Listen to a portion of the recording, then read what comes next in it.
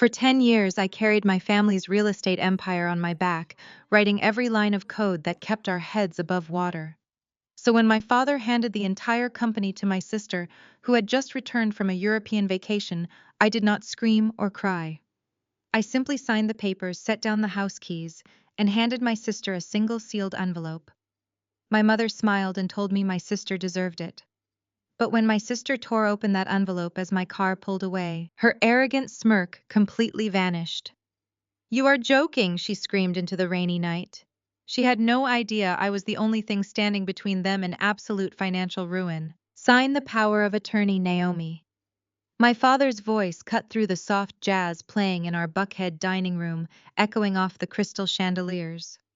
He slid a stack of legal documents across the polished table.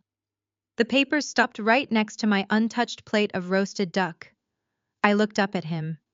Harold Vance demanded absolute obedience from everyone in his orbit, a trait that built his commercial real estate firm into an Atlanta institution. Beside him sat my mother Vivian, adjusting her diamond necklace with an air of profound impatience. And across from me sat the reason for this sudden emergency family dinner. My older sister Lena.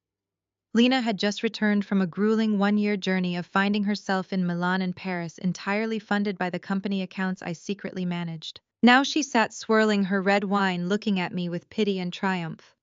"I am giving Lena full executive control of the firm," my father continued, leaning back in his chair. "She will be the new chief executive officer and sole managing partner of the family trust. I need you to sign over your voting rights and power of attorney immediately." I stared at the documents, my mind processing his demand. For a decade, I had been the unseen architect of their success. While they attended charity galas, I was pulling all-nighters to build the virtual reality software that allowed our firm to pitch multi-million-dollar developments. I built the infrastructure. I wrote the code. But in their eyes, I was just the hired help living in the basement of my own family. My mother let out a sigh and unclasped her designer pen, tossing it onto the table. "Just sign it, Naomi," she snapped, her tone dripping with condescension. "You just sit in your room building game assets and tinkering on Figma all day. You have no concept of how the real world operates. Lena has the connections. She is a proud member of the Alpha Kappa Alpha sorority. She knows how to network with the right investors. This company needs a sophisticated face to represent our brand, not someone who hides behind a computer screen writing useless code." I looked at Lena, who offered a mock, sympathetic smile. "Do not take it personally, Nat," she said, using the nickname I despised. "You are great at tech, but being a CEO requires social intelligence. You do not have the presence for the boardroom. I will make sure you keep your developer salary, though. You will not have to worry about a thing." My father tapped his watch, a gold Rolex he bought after I closed our biggest licensing deal. "We do not have all night, Naomi. I have a meeting with the country club board in the morning, and Lena needs these finalized to assume her position. You should be thanking her. She is taking a massive burden off your shoulders so you can focus on your little graphics." The sheer disrespect was not new, but the brazen theft of my life's work was the final piece of clarity I needed.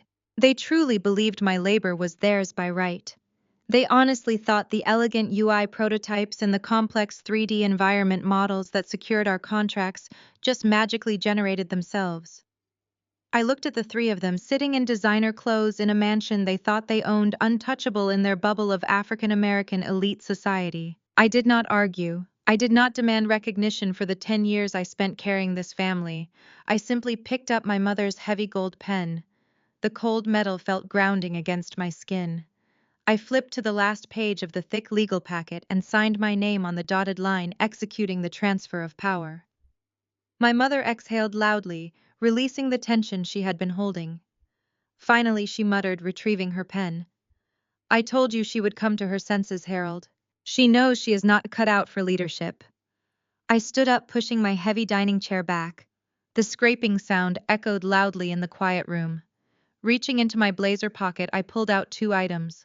First, I placed my heavy set of house keys directly on top of the freshly signed documents. Then I set a crisp white envelope sealed with wax right next to Lena's wine glass. "What is this?" my father demanded, narrowing his eyes at the keys. I buttoned my blazer, keeping my posture perfectly straight. Those are the keys to the Buckhead estate, I said, my voice dangerously calm. I will not be needing them anymore. Congratulations on your new promotion, Lena. I really hope you enjoy the gift inside that envelope. You certainly earned it. Without waiting for a response, I turned on my heel and walked out of the formal dining room. I could hear my mother scoffing behind me, calling me dramatic and ungrateful, but I did not stop. I walked out the heavy mahogany front doors and into the freezing Atlanta rain, stepping into my waiting car. As my driver pulled away from the gates, I looked back through the tinted window. Inside the dining room, Lena had torn open the wax seal. I watched her face contort in absolute horror as she read the single document inside. It was an official bank foreclosure notice. For 3 years, I had been paying the massive mortgage on that mansion from my personal accounts while they bled the company dry. Now it was their problem to solve, and I was finally entirely free. The morning sun had barely crested the Atlanta skyline when my phone started vibrating relentlessly. I ignored it, taking my time to pour a fresh cup of coffee in my new downtown penthouse across the city at the family company headquarters. Sheer panic had already set in. I knew exactly what was happening because my secure server logs were lighting up with denied access notifications. My father, my mother, and the newly appointed chief executive officer, Lena, had rushed into the office building before the receptionists even arrived. They had spent the entire night scrambling after realizing the Buckhead mansion was facing imminent foreclosure. Their brilliant strategy was to immediately liquidate the company's digital assets to secure a bridge loan. They just needed to package up the extensive library of three-dimensional environment topology models I had spent the last decade building. There was just one massive problem waiting for them. Lena sat in my former ergonomic chair, frantically typing her new administrative credentials into the master terminal. The screen blinked red with an access denied prompt. She typed it again, hitting the keyboard with aggressive force. My mother paced behind her, clutching her designer handbag, muttering about how I was throwing a childish tantrum. My father barked orders, telling Lena to bypass the security wall and drag the files onto an external hard drive, but there were no files to drag. The local drives were completely wiped clean, the firm's entire database, every single virtual reality walkthrough, every user interface prototype, and all the proprietary architectural rendering environments were gone. I had migrated them to my own private encrypted servers weeks ago. Lena slammed her hands on the desk. "She cannot do this," she yelled, her voice cracking with mounting hysteria. "Those files are the only leverage we have to secure the commercial loan. We need those assets to show the investors tomorrow." My father snatched his cell phone from his pocket, his face turning a dangerous shade of crimson.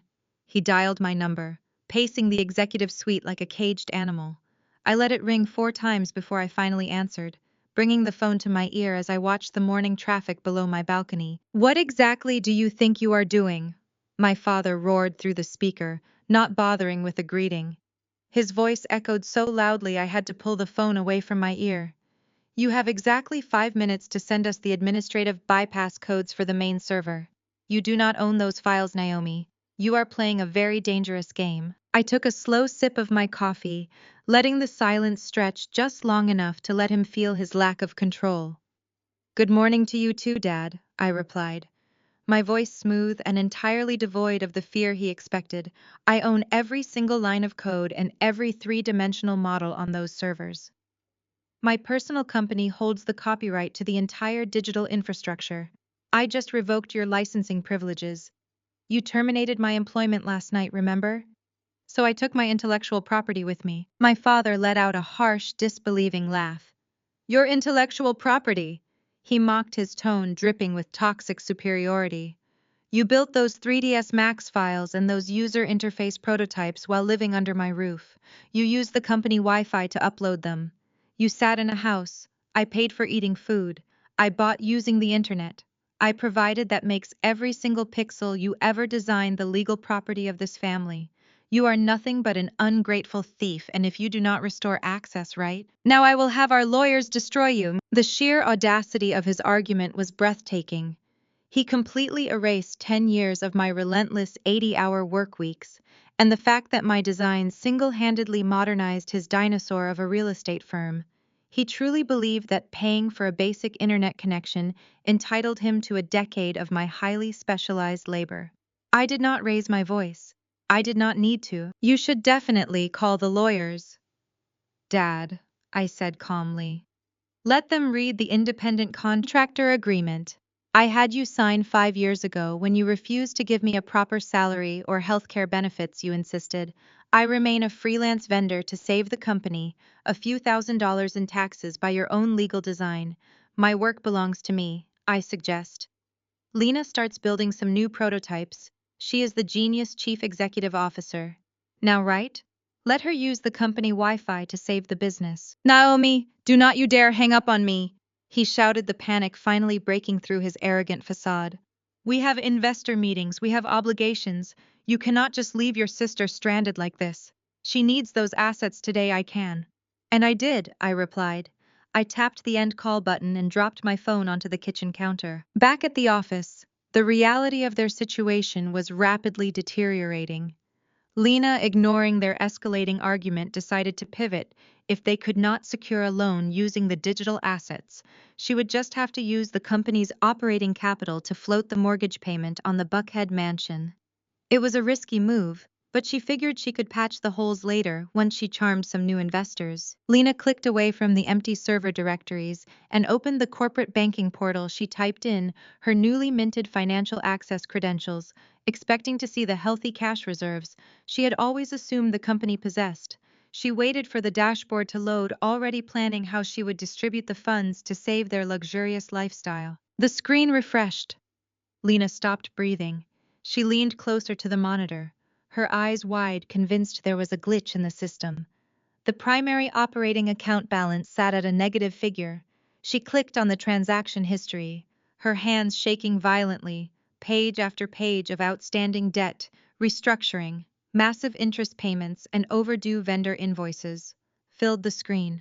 The company had zero liquid cash. Every single account was completely drained, leveraged to the absolute maximum, against failing commercial properties that my father had mismanaged for years. They were essentially operating on fumes and borrowed time. Mom, Lena whispered, the color draining entirely from her beautiful face. My mother stopped trying to calm my father and walked over to the desk, annoyed by the interruption. What is it now, Lena? We need to focus on finding a way to sue your sister. Lena pointed a trembling finger at the glowing monitor. There is no money. She choked out her voice, barely a squeak. The accounts are completely empty, the credit lines are all maxed out. We do not even have enough cash to cover the office electricity bill, let alone the mansion mortgage. My father froze his face, dropping its angry mask to reveal pure, unadulterated terror. He knew the finances were bad, but he had relied on my constant maneuvering and quiet debt shuffling to keep the illusion alive with me gone. The entire house of cards had instantly collapsed. Lena frantically refreshed the page, desperately hoping a pending deposit would magically appear, but the harsh red numbers remained unchanged. A small notification bell pinged in the corner of the banking portal. It was an automated alert from their payroll provider. Lena clicked it open, and the last shred of their elite fantasy evaporated. They had exactly 48 hours before the company-wide payroll was scheduled to process. When it did, every single employee paycheck would bounce, triggering a catastrophic wave of lawsuits, public exposure, and inevitable bankruptcy. Lena stared at the payroll countdown timer ticking away on the screen, the luxury lifestyle she had enjoyed in Europe, the expensive sorority galas, the designer wardrobe she wore like armor. All of it was built on a foundation of absolute nothingness. Her father had handed her a sinking ship, and the only person who knew how to operate the pumps had just walked away with the lifeboats. 48 hours. That was all the time Lena had left before the entire elite society of Atlanta found out that the Vance family was completely destitute. The pressure in the room became suffocating. My mother sank into a chair, her hands covering her face as she finally understood that my departure was not a childish tantrum. It was an execution. They had pushed me out of the very empire I had secretly been holding together, and now they were locked inside it, watching it burn. The glass doors of the horizon. Travel corporate headquarters loomed over Lena like a monument to everything she was about to lose. She adjusted her designer blazer and forced her signature sorority smile onto her face. Clutching a leather portfolio filled with glossy printed papers, her mother had practically pushed her out of the car, telling her that her natural charisma would easily smooth over any technical difficulties they were facing. Back at the office, my father had spent the entire morning desperately calling banks trying to secure a high-interest loan to cover the impending payroll disaster. But Lena had convinced them both that she could save the family empire by simply charming their biggest prospective client into signing the $50 million contract right now today, without my virtual reality models or interactive prototypes. She stepped into the glass elevator and firmly pressed the glowing silver button for the top executive floor, her heart hammering violently against her ribs. Lena had always relied entirely on her uncanny ability to talk her way out of absolutely any difficult situation during her incredibly expensive gap year in Milan. She had taken exactly one short masterclass in luxury brand marketing, and she genuinely believed that was all it ever took to seamlessly close a massive corporate deal. She smugly thought my entire decade of coding complex three-dimensional environment mapping was just tedious busywork for average people who completely lacked the elite social grace to secure real business. In her arrogant mind, the hard technical details never truly mattered, as long as you could successfully sell an exclusive aspirational lifestyle directly to the wealthy client. Marcus Sterling, the brilliant and exacting chief executive officer of the highly esteemed Horizon Travel Corporation, sat quietly at the head of a massive custom-built mahogany boardroom table, flanked closely by his top lead software engineers and senior project managers. They had intentionally cleared the entire center of the long table, specifically expecting my dedicated technical team to physically set up the advanced virtual reality headsets and the immersive interactive projection mapping tools we had explicitly promised them during our extensive preliminary discussions.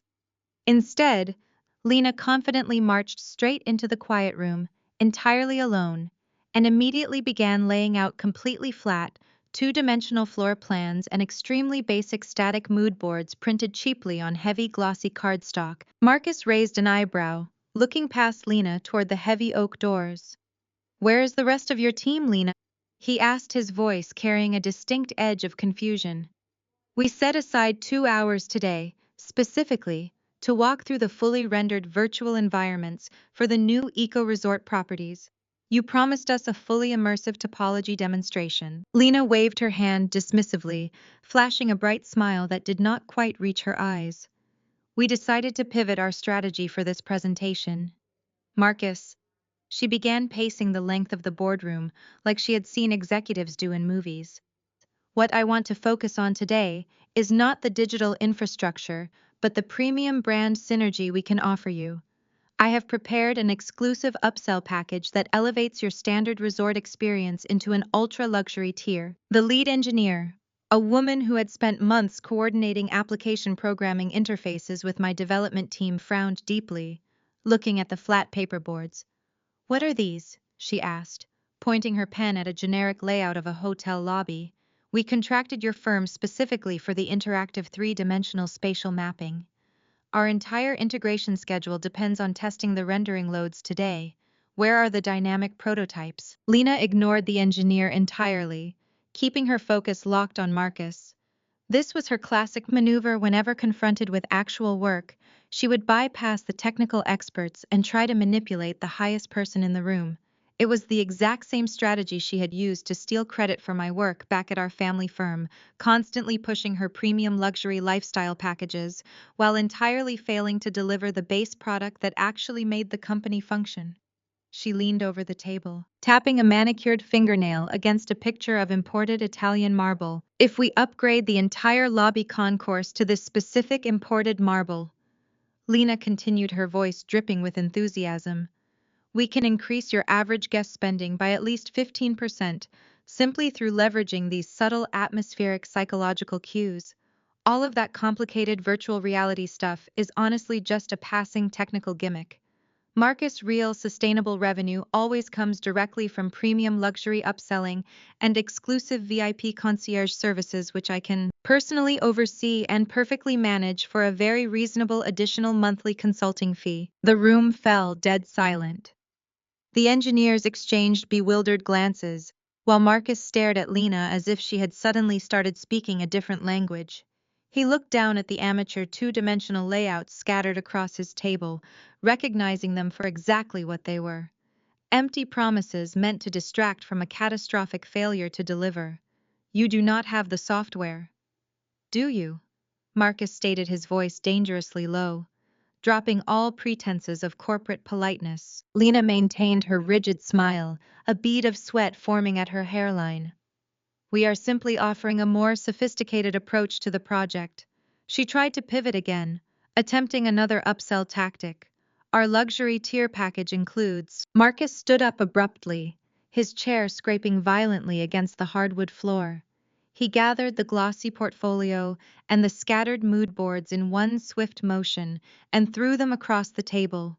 The heavy cardstock scattered over the floor like worthless confetti. Lena flinched, stepping back as her entire facade completely shattered. You are trying to upsell me with amateur two-dimensional layouts when we contracted for fully rendered virtual environments. Marcus demanded, his voice echoing off the glass walls of the boardroom. His lead engineer stood up as well, crossing her arms as she glared at the pathetic attempt to salvage the meeting.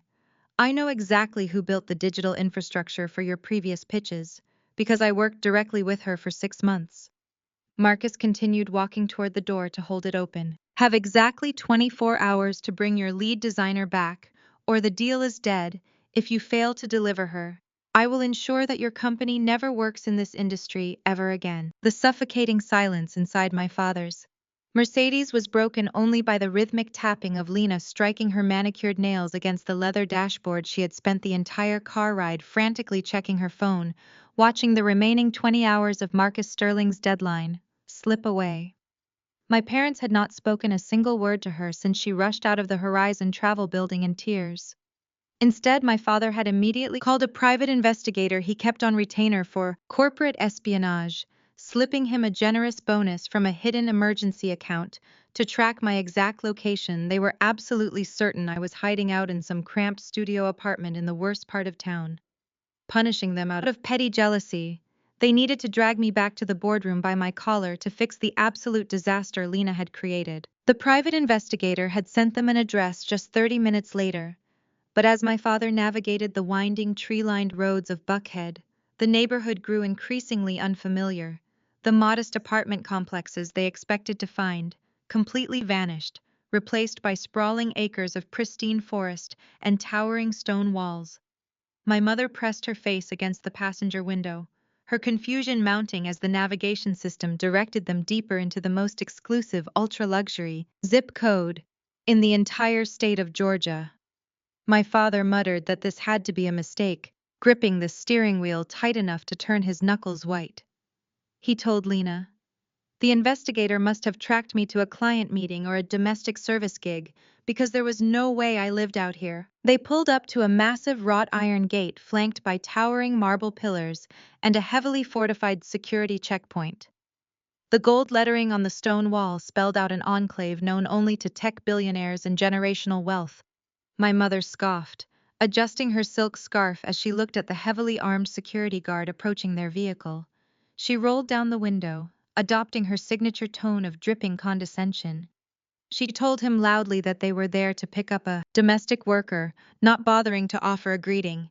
She announced my name and claimed I was supposed to be cleaning one of these houses, so they needed me to come out immediately for a family emergency. The security guard, a broad-shouldered man holding a digital tablet, did not even blink at her aggressive tone. He calmly asked for their names and identification, running their information through the guest registry. My father handed over his driver license, clearly annoyed by the delay. He complained loudly, tapping his fingers against the door panel, asking if they had a service entrance for the hired help. He puffed out his chest, stating, "We were the Vance family who owned a major commercial real estate firm in Atlanta, and they did not have time to sit there waiting for a runaway daughter to finish scrubbing floors." The guard handed the license back, his expression completely blank. He apologized smoothly, but informed them there was no domestic worker by that name registered in their system. He added that they were not on the approved visitor list for any of the estates inside this community, so he had to ask them to turn their vehicle around and clear the entrance. Lena let out a desperate cry from the back seat, pushing her head between the two front seats. She pleaded with him to check again. Her voice trembling with rising panic, she told the guard. They had a $50 million contract riding on this, and they needed me right now. She desperately tried to explain. I was the girl who designed computer environments, so I had to be in there because the investigator tracked my phone to this exact location. My mother pushed the car door open and stepped out onto the pristine driveway, ignoring the guard instructing her to stay inside. Her anger had completely overridden her sense of elite decorum. She yelled at the guard, calling him a glorified mall cop, pointing a sharp finger at his chest. She screamed that her daughter was hiding in there, having stolen company property, and they were not leaving until he dragged me out. The security guard placed his hand on his radio, preparing to call for backup to remove my screaming mother from the premises. But before he could press the button, a low mechanical hum echoed from behind the massive stone walls. The heavy wrought iron gates began to slowly swing open outward, sweeping across the immaculate driveway. My parents and Lena froze their eyes fixed on the entrance, expecting to see a wealthy homeowner pulling out to complain about the noise. Instead, a sleek, matte, black, custom-built sports car purred through the opening. The engine, a deep, resonant growl that commanded absolute attention. The car was a masterpiece of modern engineering, aggressive and elegant, a vehicle that cost more than my parents' entire remaining liquid assets combined. The dark-tinted windows rolled down silently as the car rolled to a smooth stop right next to my father's outdated Mercedes. The driver's side door swung upward in a smooth vertical arc. My mother crossed her arms, ready to apologize to the wealthy resident for the disturbance, but the words died in her throat. I stepped out of the driver's seat, the cool evening breeze catching the edge of my tailored asymmetric suit. The first thing that touched the pristine asphalt was a pair of exaggerated structural sneakers. The highly coveted and incredibly niche luxury Rick Owens Geo baskets. It was a subtle flex of avant-garde wealth that Lena immediately recognized, her eyes widening in pure shock as she took in my entire appearance. I was not wearing a maid uniform and I was not clutching a cleaning caddy. I looked like exactly what I was, a titan of the tech industry, stepping out of a machine built for the 1%. My mother was staring at my designer sneakers, her brain violently rejecting the reality standing right in front of her. She demanded to know whose house I was just cleaning. I turned to her, my voice perfectly level. I do not work here, mother. Mother, I own the $12 million estate, behind these very gates. Please turn your vehicle around now. The digital clock on the office wall glowed a menacing red, displaying exactly 2 in the morning. The massive Buckhead Commercial Real Estate headquarters was entirely empty except for the executive suite, where Lena paced frantically across the expensive Persian rug. She chewed nervously on her thumbnail, watching a pale man in a dark hoodie hunch over my old abandoned company laptop. My father stood by the floor-to-ceiling windows, staring out at the Atlanta skyline with a glass of scotch clutched tightly in his trembling hand. They had reached the absolute bottom of their desperation after the catastrophic failure at Horizon Travel and my subsequent revelation at the estate. Lena had scoured the dark web to hire a shady freelance hacker willing to break into my old hardware. She needed to steal my original Figma prototypes and the custom character action poses I had left behind on the local drive before I wiped the main servers. She was convinced that if she could just access those raw files, she could slap her own name on them and salvage the remaining investor relationships. The hacker let out a frustrated sigh, tapping aggressively on the keyboard, the harsh blue light of the monitor reflecting in his tired eyes. He complained loudly that the file architecture was heavily encrypted and structured in a way he had never seen before. Lena turned to my father, throwing her hands up in dramatic exasperation. She whined that I was the most spiteful and petty sister on the planet, claiming I had intentionally designed the digital workspace to be a hostile environment. She paced around the mahogany desk, complaining that she had tried to open my files earlier, and every time she tried to simply drag and drop a basic button or change a text field, the entire screen completely shattered. She angrily explained to my father that I deliberately used overly complex auto layouts and nested instance swaps specifically to make the files completely impossible for her to edit. She told him that any normal designer would just use simple shapes and static images so the rest of the team could easily make changes, but I had to build dynamic, responsive components just to prove I was smarter than everyone else. She screamed that my use of global design systems and strict component libraries was just a malicious way to lock her out of her own family business. My father took a deep swallow of his scotch, nodding along with her completely fabricated delusion. He validated her complaints, saying I always had a vicious streak and lacked the collaborative spirit of a true elite business leader. He ranted about how I was intentionally sabotaging the company from the inside by speaking a technical language nobody else could understand. They stood there in the dimly lit office, completely oblivious to the fact that auto layouts and instant swaps were just standard industry best practices for any competent user interface designer.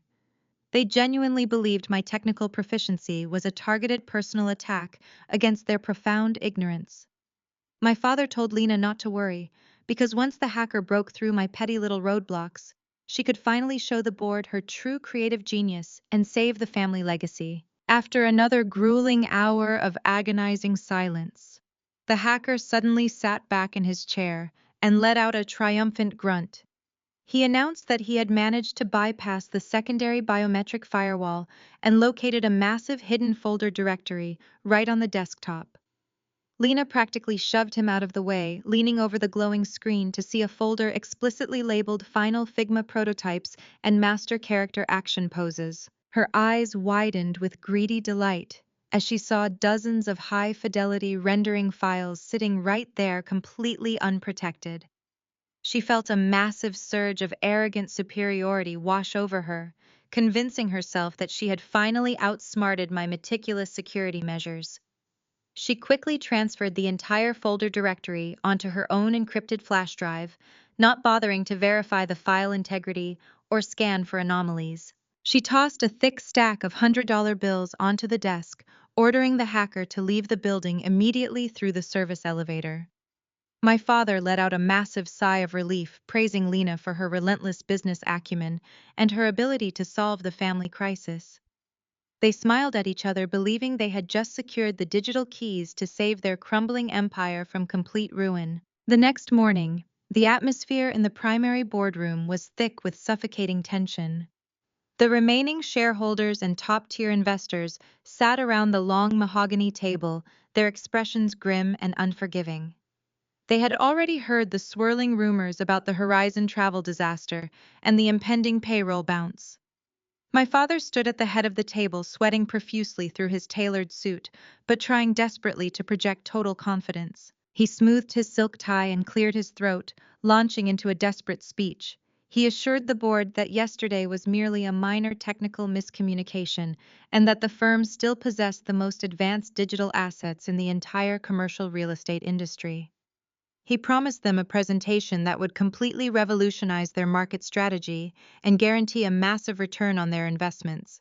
Lena strutted into the room, wearing a bright red designer dress, holding her encrypted flash drive like a shiny trophy.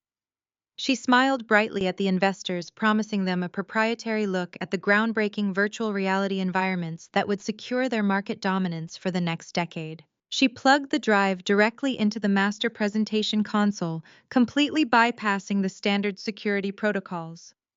She clicked through the folders, eager to show off the stolen files to the impatient board members.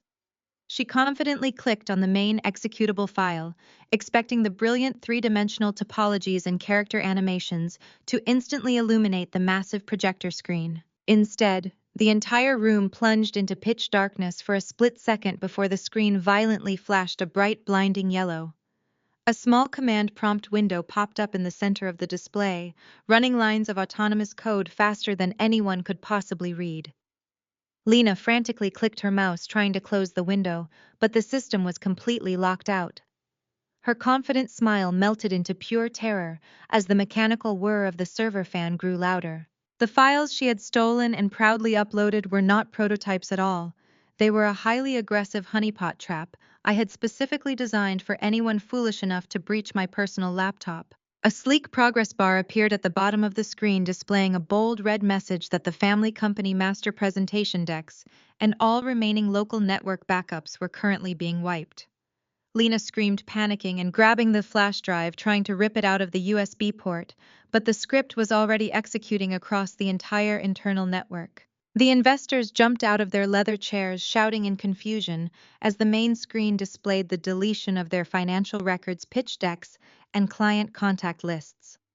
My father lunged toward the console, his face pale with horror, but there was absolutely nothing he could do. Lena watched helpless and hyperventilating as the progress bar hit 100%, permanently deleting the very last shred of their corporate assets right in front of the very people they were desperately trying to impress. The chaotic aftermath of the digital wipe left the primary boardroom smelling of burnt ozone and pure panic. The top-tier investors and remaining shareholders were practically foaming at the mouth, demanding immediate answers for the catastrophic deletion of their financial records, pitch decks, and client contact lists that they had just witnessed on the massive projector screen. My father stood at the head of the long mahogany table, sweating profusely through his tailored charcoal suit, but wearing it like a suit of armor against the mounting hostility. He slammed his heavy hand down on the table, demanding absolute order in the room, his voice booming with the false authority he had relied on for decades to bully his way out of bad business deals. He launched into a desperate but highly calculated speech, attempting to completely spin the narrative of the disaster that had just unfolded right in front of their eyes. He looked directly at the primary investor, a wealthy real estate mogul from Buckhead, and confidently stated that the company was simply the victim of a malicious cyber attack perpetrated by a deeply disgruntled former employee. He dramatically lowered his voice, putting on a mask of paternal sorrow. As he claimed that I had suffered a severe mental breakdown, he spun a ridiculous tale telling the board that I simply could not handle the intense pressure of real corporate culture models and had completely snapped under the weight of elite professional expectations. Lena chimed in perfectly on cue, wiping a fake tear from her cheek as she told the room that I had always been incredibly jealous of her natural leadership abilities and her exclusive sorority connections. She lied through her teeth, claiming that I deeply resented her taking over the chief executive officer position because I lacked the social grace and business acumen to ever sit in the big chair. My father paced the length of the boardroom, weaving his fabricated story with the practiced ease of a career manipulator. He assured the angry shareholders that my supposed jealousy had driven me to plant a nasty computer virus in the system right before I was rightfully terminated for poor performance. He promised them that he was already coordinating with federal authorities to press maximum criminal charges against me for corporate sabotage and cyber terrorism. He confidently asserted that the family firm was completely insured against these types of attacks and that their investments were perfectly safe, despite the current temporary technical difficulties. He told them the Buckhead mansion and the company commercial properties provided more than enough collateral to secure their continued partnerships, completely ignoring the fact that those properties were already facing imminent foreclosure. The investors muttered among themselves, still clearly agitated but slightly sedated by my father's overwhelming confidence. One of the older shareholders, a man who had backed my father's ventures for over 20 years, demanded to see the physical financial records to verify the company operating capital was still intact. My father smoothly deflected the request, claiming the legal team advised against opening any internal servers until the cybersecurity firm finished their complete sweep of the building. He leaned over the table, employing his signature intimidation tactics, telling the board that true business titans do not abandon ship at the first sign of rough waters. He urged them to stand by the Vance family legacy, promising that within 48 hours, the entire digital infrastructure would be completely restored, and the highly lucrative Horizon travel deal would be finalized under Lena's brilliant new management. Lena nodded vigorously, playing the part of the resilient young executive. She promised the room that she was already tapping into her extensive network of elite alumni to bring in top-tier developers who would rebuild the virtual reality environments overnight. She painted me as nothing more than a rogue technical worker who got lucky with a few lines of code, insisting that true innovation came from visionary leaders like herself. The shareholders slowly began to settle back into their leather Chairs, their anger slowly transforming back into greedy anticipation as my father and Lena continued to paint a picture of immense impending wealth. They were completely buying the story that I was just a crazy, jealous sister who threw a temper tantrum because I was not good enough for the fast-paced, highly competitive corporate world. The sheer audacity of their lies was matched only by their profound ignorance of how the financial world actually operated. They believed that as long as they projected absolute confidence, the impending reality of their empty bank accounts and bouncing payroll would just miraculously resolve itself. My father poured himself a glass of water from the crystal pitcher on the table, taking a slow sip as he surveyed the room. Feeling a surge of triumphant relief, he actually believed he had managed to manipulate his way out of the crisis, and that his carefully constructed elite image remained totally intact. He opened his mouth to deliver his final closing remarks about family unity and corporate resilience. The heavy oak doors of the boardroom suddenly swung open, hitting the glass walls with a deafening crack that made every single person in the room jump. My father stopped mid-sentence, his water glass freezing halfway to his mouth as his jaw dropped open in pure, unadulterated shock. I walked into the room, my heels clicking sharply and methodically against the polished marble floor. I was not wearing the casual oversized sweaters or modest unassuming clothes they had always associated with my days of silent coding in the dark basement of their mansion. I wore a perfectly tailored, pristine white designer suit that radiated absolute power and immense unapproachable wealth. Flanking me on either side were three of the most feared and fiercely expensive corporate litigation attorneys in the entire city of Atlanta, their custom leather briefcases practically bulging with heavy stacks of certified legal documentation. My father immediately started shouting, his face turning an angry shade of purple as he pointed a shaking finger at me. He ordered the invisible security guards to remove me from the building, immediately screaming at the top of his lungs that I was a trespassing criminal who belonged in a jail cell. Lena stood up so fast, her heavy leather chair screeched backward across the floor, demanding in a shrill, panicked voice to know exactly how I got past the armed lobby guards downstairs. I completely ignored their frantic, pathetic outbursts and walked directly to the opposite end of the long mahogany table, staring down my utterly bewildered family and the deeply confused investors. I placed both my hands flat on the smooth wooden surface, leaning forward with a calm, predatory smile that made my mother gasp and grip the edge of her seat. I told my father to sit down, close his mouth, and stop embarrassing himself in front of the financial backers, because I was absolutely not there as a disgruntled former employee, begging for my old coding job back. The entire room held its collective breath as I stated with absolute razor-sharp clarity that my elite legal team and I were there to officially represent the brand new majority shareholder entity that had just completely acquired every single cent of their outstanding debt and effectively bought their entire failing company right out from under them without them even realizing it. The silence that followed my declaration was so absolute.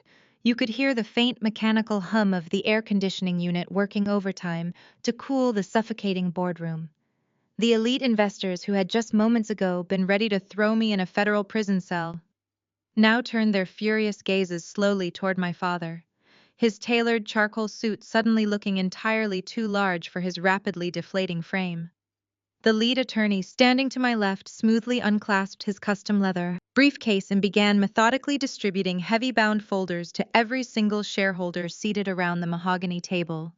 The documents contained the irrefutable financial proof that my independent holding company had systematically purchased all of the highly leveraged commercial debt my father had recklessly accumulated over the past 3 years. My father tried to speak, his voice cracking, as he desperately attempted to dismiss the towering stack of certified legal paperwork sitting right in front of him. He stammered wildly that this was some kind of elaborate illegal trick and that a random basement coder could never possibly afford to execute a hostile takeover of a generational real estate empire. I simply stepped past him, completely ignoring his pathetic sputtering, and walked directly to the master presentation console where Lena was, still standing frozen in shock, her hands shaking as she clutched her useless designer purse. I pulled a sleek titanium drive from my pocket and slid it into the port. The massive projector screen that Lena had just accidentally wiped clean, immediately illuminated the dark room with crystal clear high-definition data. I did not need to raise my voice to command the absolute attention of every single billionaire in that room. I tapped the console and pulled up the highly encrypted time-stamped version histories of the company asset library side by side with the exact dates Lena claimed she had been spearheading our massive corporate rebranding initiative. I projected the raw server logs, proving beyond a shadow of a doubt that I had independently built the entire visual identity, the user interface prototypes, and the complex three-dimensional architecture entirely from scratch. The left side of the massive screen displayed my grueling 80-hour work weeks, meticulously logged in the system, showing me rendering massive commercial properties at 3 in the morning, integrating complex Figma components, and perfecting the environmental lighting in 3ds Max. The right side of the screen displayed Lena's public social media feeds from the exact same timestamps showing her sipping expensive champagne in Milan, shopping at exclusive designer boutiques in Paris, and partying with her elite sorority sisters on luxury yachts. She had not contributed a single line of code, a single design element, or a single conceptual idea to the company that was currently keeping the Vance family relevant in the Buckhead society circles. I pointed to the screen and challenged Lena to explain to the board how a simple Boolean operation worked in our modeling software or how she structured the cascading style sheets for the client portals. She just stared at me, her mouth opening and closing like a suffocating fish, completely unable to string together a single coherent technical sentence. The investors leaned forward, putting on their reading glasses, as they examined the undeniable digital footprints that completely shattered my father's entire narrative. Lena backed away from the screen, her face burning with profound humiliation as the shareholders muttered angrily among themselves, realizing they had been completely lied to and manipulated by a man they trusted with their fortunes. My father slammed his fist on the table, shouting that version. Histories could be easily fabricated by a malicious hacker trying to steal his legacy. He desperately tried to pivot back to his fake narrative, screaming that I was just a deeply disturbed individual, trying to ruin my sister's big moment, because I was too socially awkward to lead the firm. I did not even blink at his desperate flailing. I simply tapped the console again, pulling up the unalterable blockchain-authenticated transaction records from Horizon Tech, showing the massive $85 million acquisition of my independent software studio. I looked directly at the lead investor, explaining that while my father was busy draining the company operating capital to fund my sister's European vacations and maintain their completely fabricated image of extreme wealth, I had been quietly securing independent patents for the exact same virtual reality software the firm relied on to close their deals. I explained that the money I used to quietly buy up their toxic debt was earned through my own relentless technical brilliance, not through playing golf at the country club or attending meaningless charity galas. My mother, who had been sitting paralyzed in the corner of the room, let out a quiet sob, finally realizing that the daughter she had treated like a worthless servant was actually the only real titan in the room. The lead investor, a man who did not tolerate being made a fool of, stood up from his leather chair and tossed the financial reports onto the center of the table. He glared at my father with a look of pure disgust, stating that the board had seen more than enough. He completely ignored my father's desperate pleas for family loyalty and business tradition, turning his back on the man who had just tried to scam them all out of millions. He formally called for an immediate emergency vote to officially recognize the new majority shareholder entity and to immediately restructure the executive leadership of the firm. The motion was seconded instantly, the heavy air in the room shifting from panic to brutal corporate efficiency.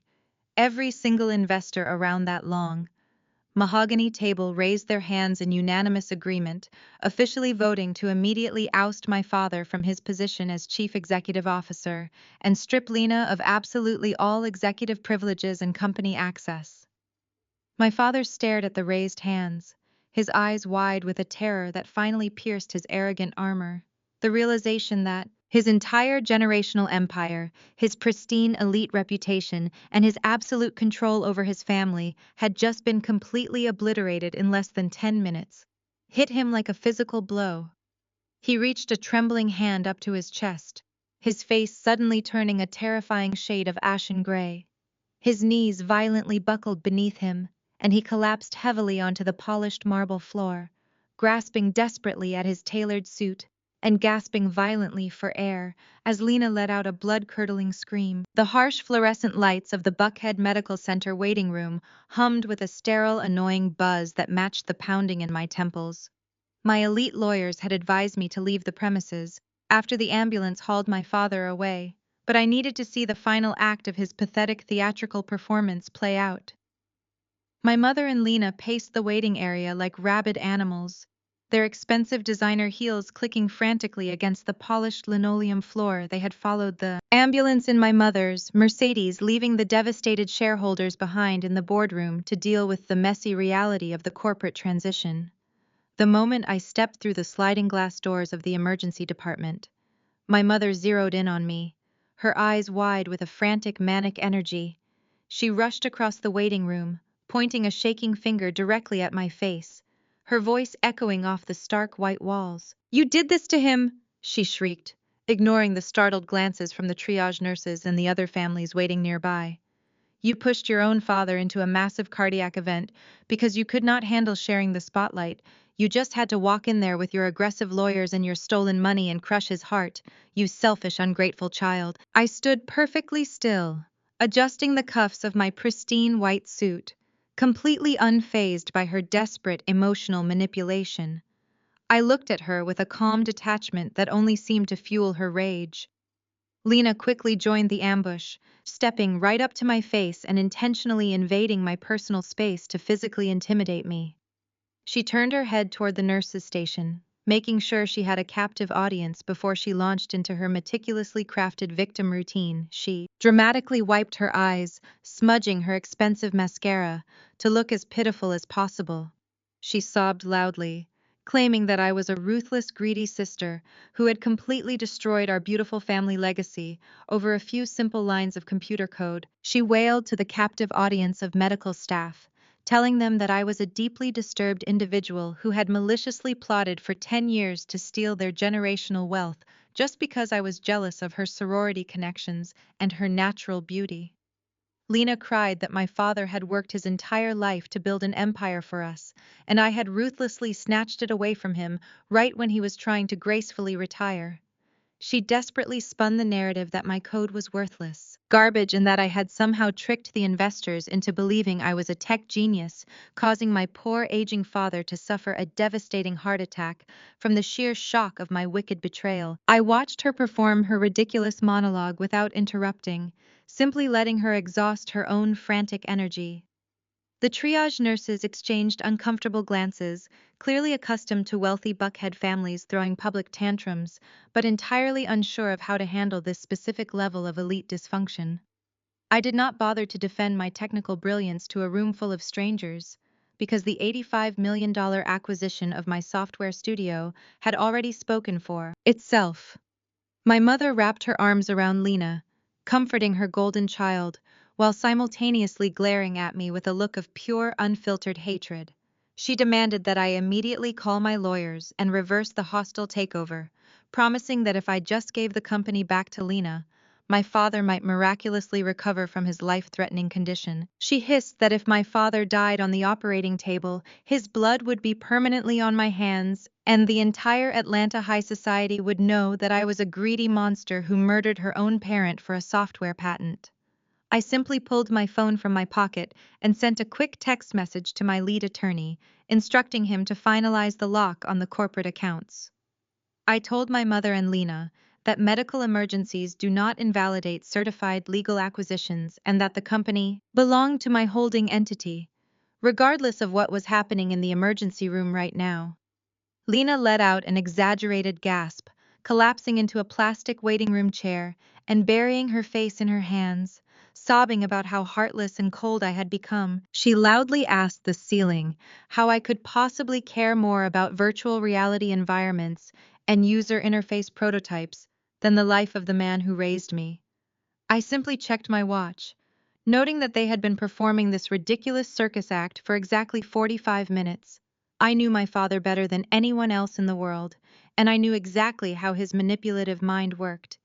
He had built his entire career on utilizing strategic delays and playing the victim whenever a business deal cornered him into a corner he could not negotiate his way out of. The heavy double doors of the emergency room treatment area finally swung open, stopping Lena's dramatic crying routine dead in its tracks. The attending physician, a tall man with a tired expression and a clipboard in his hand, walked out into the waiting room, looking profoundly unamused by the scene unfolding in his lobby. My mother immediately rushed up to him, grabbing his arm and demanding to know if her husband was going to survive the catastrophic heart attack that her wicked daughter had caused. The doctor looked down at her hand on his arm and then looked up at Lena and me, his face completely devoid of any medical sympathy or urgent concern. He slowly flipped a page on his clipboard, letting out a heavy sigh that echoed loudly in the quiet waiting area. "Your father did not have a heart attack," the doctor stated, his voice flat and brutally honest, completely shattering the tragic narrative my mother and Lena had just spent an hour building. He was not suffering from cardiac arrest, and there is absolutely nothing wrong with his heart. He experienced a highly fabricated panic attack, displaying symptoms that he intentionally exaggerated. He is perfectly fine, and his vitals are completely normal. He faked the entire medical emergency specifically to avoid having to sign the final executive transfer documents, leaving the hospital staff frustrated by his pathetic selfish behavior and cowardly attempt to escape massive financial failures. Morning sunlight illuminated the massive financial ledgers spread across my new executive office glass conference table. My lead forensic accountant, Sarah, sat across from me, running complex data extraction algorithms on the family firm's private servers. We had spent the last 48 hours tearing through my father's incredibly messy bookkeeping, trying to assess the true extent of the financial rot I inherited post-hostile takeover. The room was silent except for the rapid clicking of Sarah's keyboard as she cross-referenced tax returns with bank deposits. She suddenly stopped typing, her eyes narrowing at the glowing monitor, pulling up a hidden subdirectory deeply buried beneath layers of fake shell company registrations. "Naomi," she said, "you need to look at these routing numbers right now, because we just found a massive financial black hole that completely defies basic accounting logic." I walked over, staring down at the cascading rows of hidden transactions, a cold realization washing over me as the dates aligned perfectly with my own professional timeline. The discrepancy was a highly calculated systematic theft, spanning exactly 5 consecutive years. Sarah highlighted a recurring automatic transfer that triggered at the end of every single month. The money was being siphoned directly from the highly lucrative user interface consulting contracts I independently secured during my early days at the company.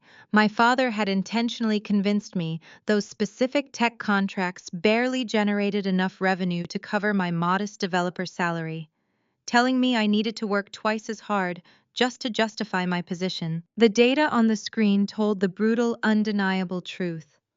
Those early contracts had actually been generating millions in pure profit.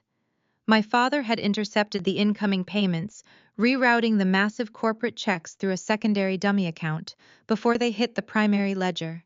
He had been actively skimming the wealth generated by my grueling 80-hour work weeks and secretly funneling every single cent into an offshore private account located in the Cayman Islands. Sarah traced the outgoing wire transfers, matching them flawlessly to Lena's supposedly independent lifestyle. The money I earned had directly funded my sister's fake reality. It paid for her lavish gap year in Milan, her endless shopping sprees at exclusive designer boutiques in Paris, and the ridiculous first-class flights she took with her elite sorority sisters.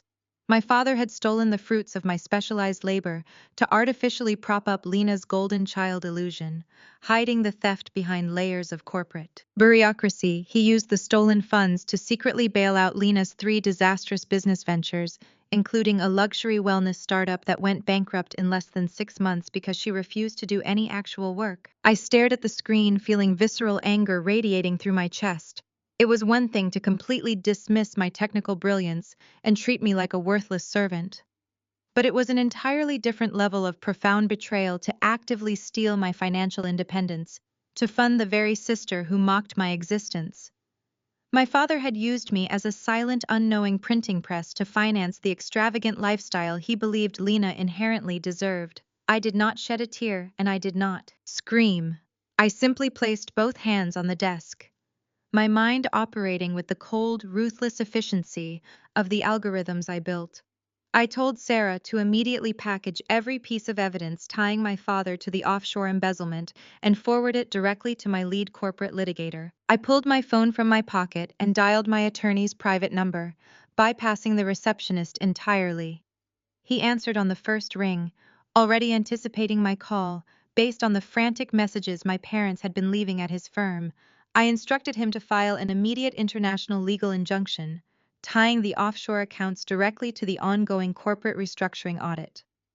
I utilized my new position as the absolute majority shareholder to execute a total financial freeze on the Cayman Islands routing numbers, invoking the anti-fraud clauses embedded deeply within the original company charter we had just acquired, completely severing the shadow money supply that had been keeping Lena's fraudulent reality afloat.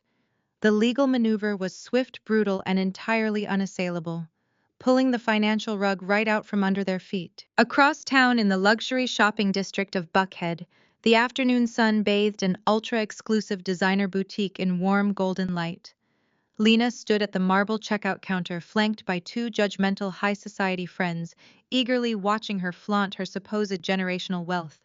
She had gathered a massive pile of custom leather handbags, silk scarves, and limited edition shoes, desperately trying to soothe her bruised ego after the humiliating disaster in the boardroom. She confidently tossed her heavy metal black card onto her, ignoring the nervous expression of the young retail associate, ringing up the exorbitant total. Lena laughed loudly, tossing her perfectly styled hair over her shoulder, bragging to her friends about how she was going to wear the newest pieces to an upcoming charity gala, completely oblivious to the financial guillotine that had just dropped on her neck. The cashier slid the heavy black card into the payment terminal, waiting for the familiar chime of an approved transaction. Instead, the machine let out a harsh, flat beep, the screen flashing a bold red error message. The associate awkwardly cleared her throat, politely informing Lena that the card had been declined and asking if she had an alternative method of payment. Lena's arrogant smile froze instantly. She snatched the card back, her face turning a violent shade of red as her elite friends exchanged mocking, knowing glances. She shoved the card back at the terrified cashier, screaming that the machine must be broken because she was a Vance and her accounts had absolutely no limits. She slammed her hands on the marble counter, throwing a massive public tantrum, demanding to speak to the manager, shrieking that she would have the cashier fired for embarrassing her in front of the entire store. Her friends backed away, pretending they did not know her, while her phone suddenly began buzzing relentlessly in her purse with urgent automated alerts from the offshore bank, notifying her that her entire stolen fortune, her only remaining lifeline to high society, had just been permanently frozen, leaving her stranded with nothing but the clothes on her back. The soft ambient lighting of Atlanta, most exclusive Michelin-starred restaurant, provided the perfect atmosphere for my celebratory dinner. I sat at a private corner booth, enjoying a rare moment of absolute peace while savoring a meticulously crafted tasting menu. The dining room was a sanctuary of hushed conversations, clinking crystal glasses, and elite patrons who respected the unspoken rules of high society decorum. I had just finalized the integration architecture for Horizon Tech, and the delicate flavors of the imported caviar perfectly matched the sweet taste of my newly cemented corporate empire. I took a slow sip of my sparkling water, watching the meticulous waitstaff glide silently across the dining room floor, completely unaware that the serene environment was about to be violently shattered by the desperate ghost of my past. The heavy mahogany entrance doors suddenly burst open with a disruptive force that made the maitre d' jump backward. Lena stomped into the elegant foyer, looking absolutely deranged. Her usually immaculate designer presentation had completely dissolved into a frantic, chaotic mess. Her hair was visibly unwashed, pulled back into a sloppy knot, and her clothes looked wrinkled, as if she had slept in them. After her bank accounts were permanently frozen, she shoved past the horrified hostess, ignoring the strict dress code and the frantic demands for a reservation. Her wild eyes scanned the dimly lit dining room, like a starving predator, until they finally locked onto my corner booth. A feral snarl twisted her face as she marched across the room, her heavy footsteps echoing loudly against the polished hardwood floor, disrupting the quiet elegance of the entire establishment. Several wealthy patrons paused their expensive dinners, staring in utter disbelief as my sister stormed through the narrow aisles, bumping into chairs and aggressively shoving a waiter, holding a tray of champagne flutes. Lena stopped right in front of my table, slamming her hands down onto the crisp white tablecloth, making my silverware rattle loudly.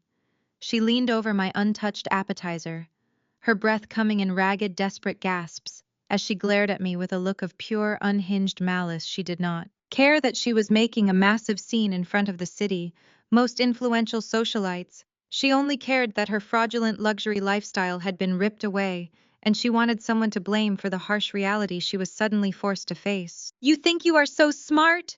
she shrieked, her shrill voice cutting through the ambient background music like a rusty saw. "You think you can just illegally freeze my money and sit here eating imported caviar while I have to hide from my landlord? You are nothing but a pathetic little pixel art nerd who got incredibly lucky. You spent your entire life hiding in a dark, dusty room playing with stupid computer shapes because you are too weird and socially awkward to ever survive in the real corporate world. I am the actual face of the Vance family. I am the only one with the elite connections, the proper education, and the natural talent to lead you. Just maliciously stole my entire life because you are deeply jealous of my beauty, my charm, and my high society status." I leaned back in my plush velvet chair, letting her unhinged rant wash over me without showing a single ounce of emotion. Her desperate, baseless insults only highlighted her profound ignorance and her total absolute reliance on the very highly specialized labor she continuously mocked. Lena pounded her fist on the expensive table again, demanding that I immediately call my corporate lawyers and reinstate her monthly offshore allowance without any further delay. She screamed at the top of her lungs that she desperately needed that money to maintain her exclusive sorority memberships, her expensive country club fees, and her luxury car leases, openly admitting to the entire restaurant that her entire identity and lifestyle was completely funded by my stolen tech contracts. She cried hysterically. That I owed her that money because she was the beautiful older sister and she inherently deserved to live a life of comfort, while I did the tedious technical busywork in the background. The restaurant manager signaled for security, but Lena was already spiraling completely out of control. Enraged by my absolute silence and my refusal to engage with her pathetic temper tantrum, she grabbed a full glass of deep red vintage Bordeaux wine from the center of my table. Her hand shaking with uncontrollable rage, she hurled the dark liquid directly at my chest, the wine splashing violently across my tailored silk blazer and staining the pristine white fabric with a dark spreading blotch.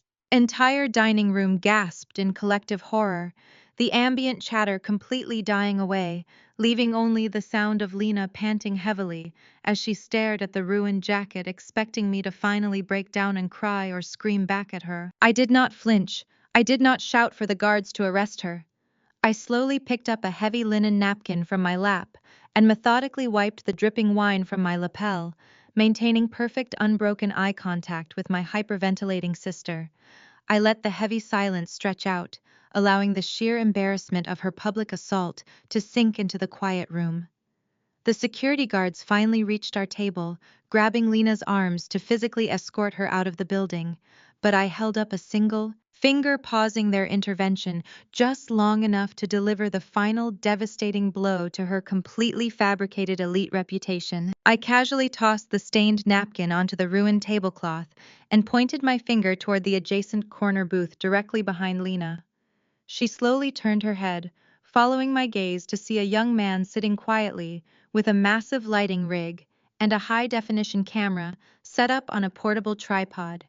The man was one of the most famous and highly influential technology streamers on the internet, known for his massive global reach and his daily live broadcasts covering the elite tech industry. He gave Lena a cheerful wave, pointing to the glowing red light on his camera rig, indicating that it was actively recording every single second of her psychotic meltdown. I looked back at Lena, watching the vibrant color drain completely from her flawless face, as the horrifying, unavoidable reality of the situation crashed heavily down upon her.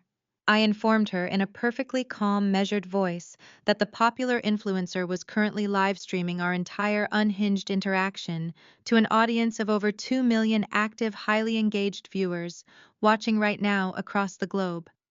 I told her that her insane screaming confession about living completely off my stolen money and her violent physical assault in a highly respected Michelin-starred restaurant had just been broadcast permanently to the entire digital world, ensuring that she would never ever be welcomed back into any high society circle ever again.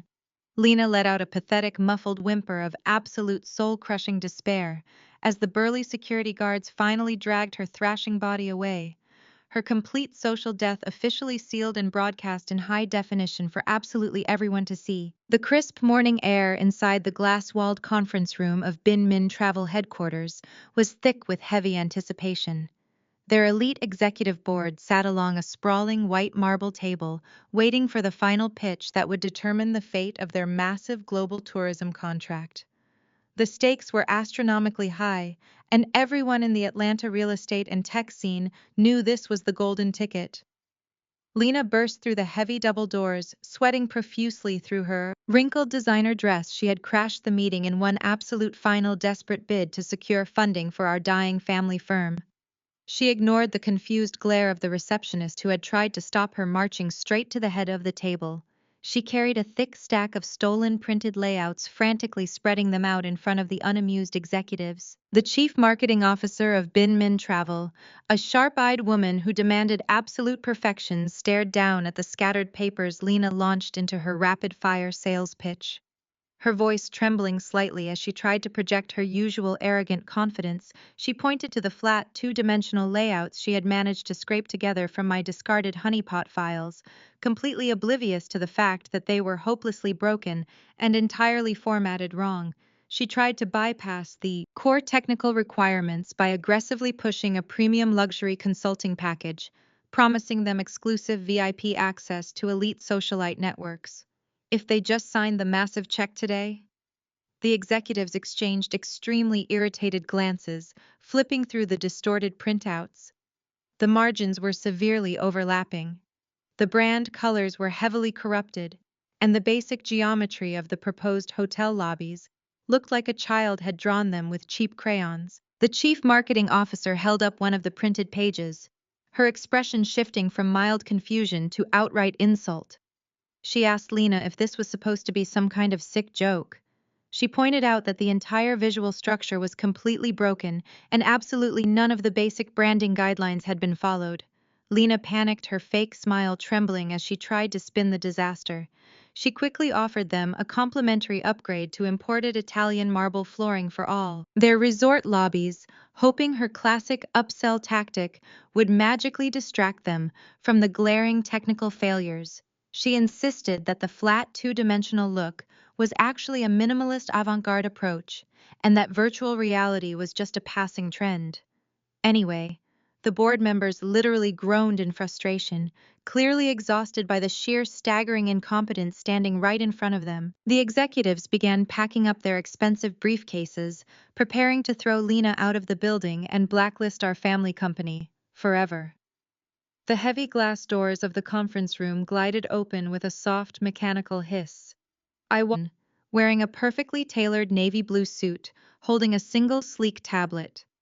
The room instantly fell silent as I walked directly past my hyperventilating sister, completely ignoring her desperate, pathetic presence. I introduced myself to the board as the chief executive officer of the newly structured holding company, taking my rightful place at the head of the marble table.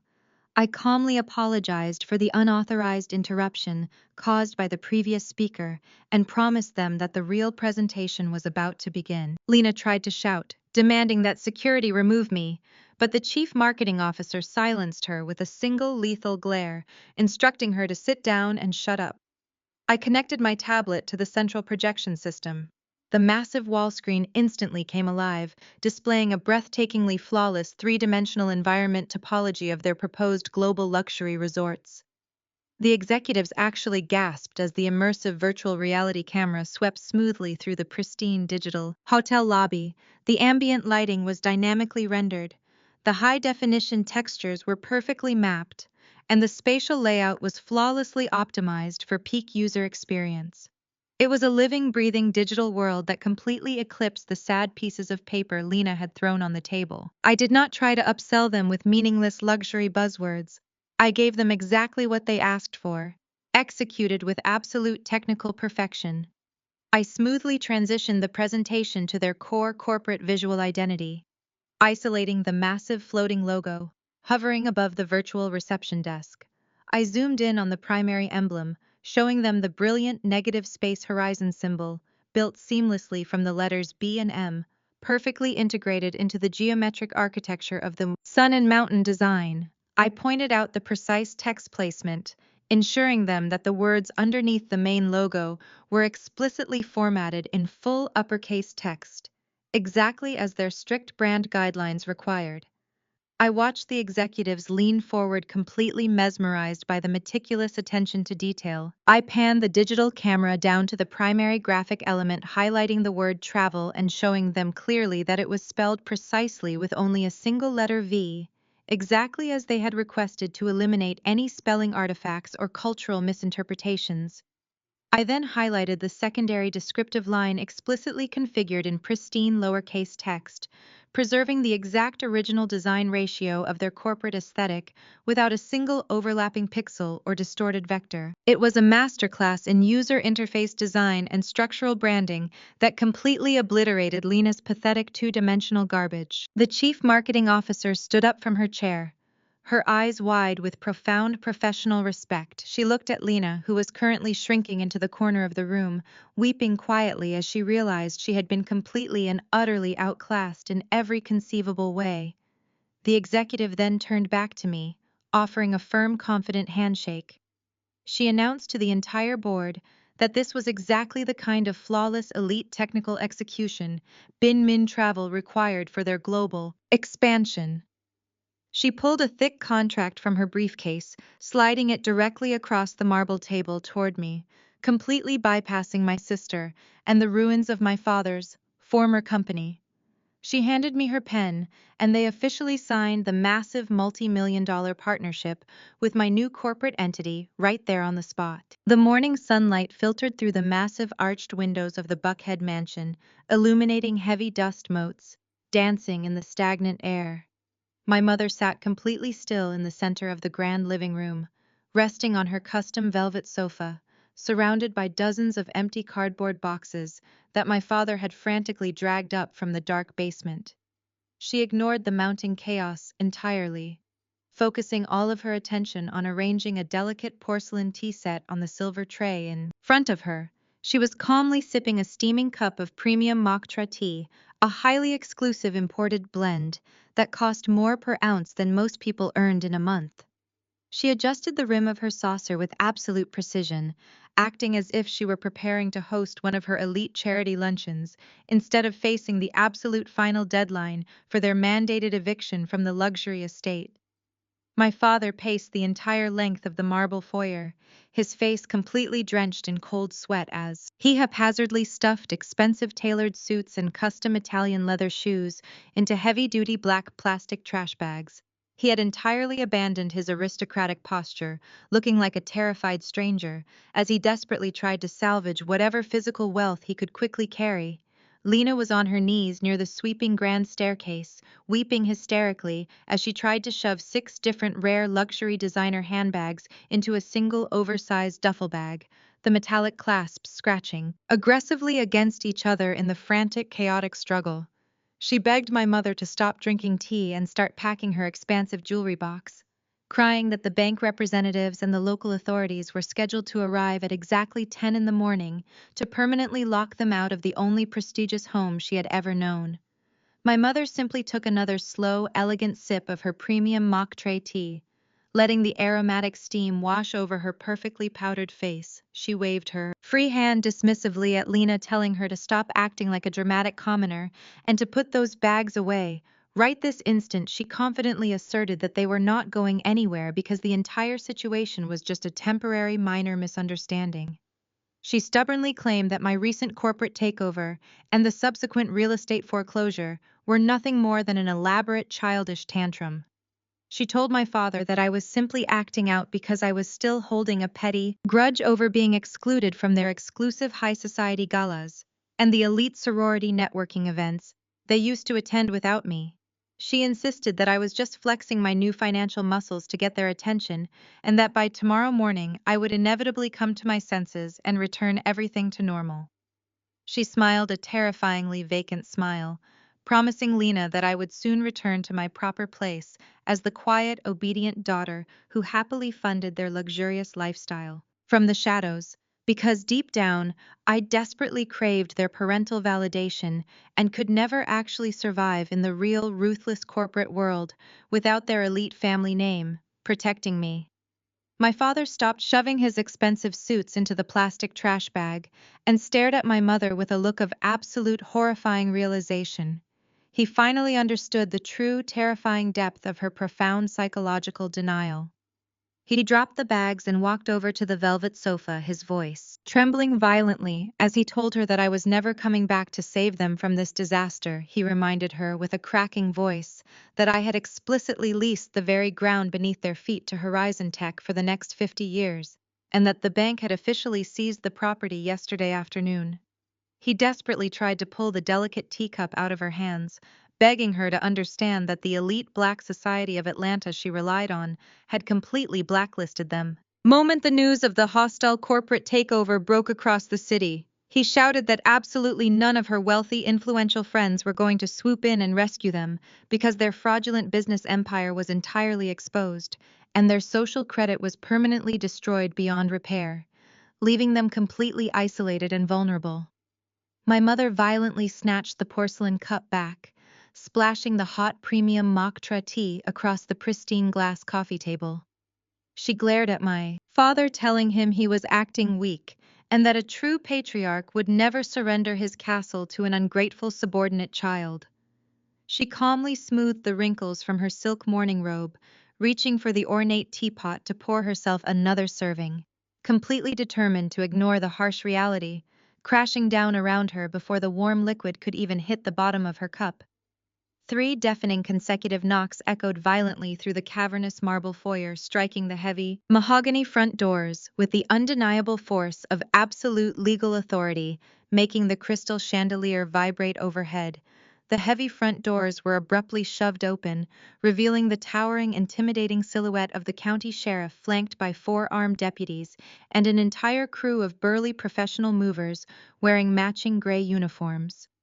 The sheriff stepped heavily onto the imported Persian rugs, holding a thick stack of certified legal documents securely fastened to a heavy metal clipboard. He announced in a booming voice that the absolute final deadline for the foreclosure eviction had officially expired, and the property was now under the direct legal possession of the Regional Commercial Bank. He instructed his moving crew to immediately begin tagging every single piece of furniture, artwork, and personal property left inside the sprawling residence. He explained loudly over the ensuing chaos that all remaining physical assets were being actively seized by the state to cover the massive outstanding debts left behind by my father's collapsed commercial real estate firm. My mother finally dropped her teacup, the delicate porcelain shattering into 100 sharp pieces against the hardwood floor, as 2 armed deputies marched directly toward her. Sitting on the sofa, Lena screamed at the top of her lungs, clutching her duffel bag full of rare designer purses tightly against her chest, trying to run toward the back exit.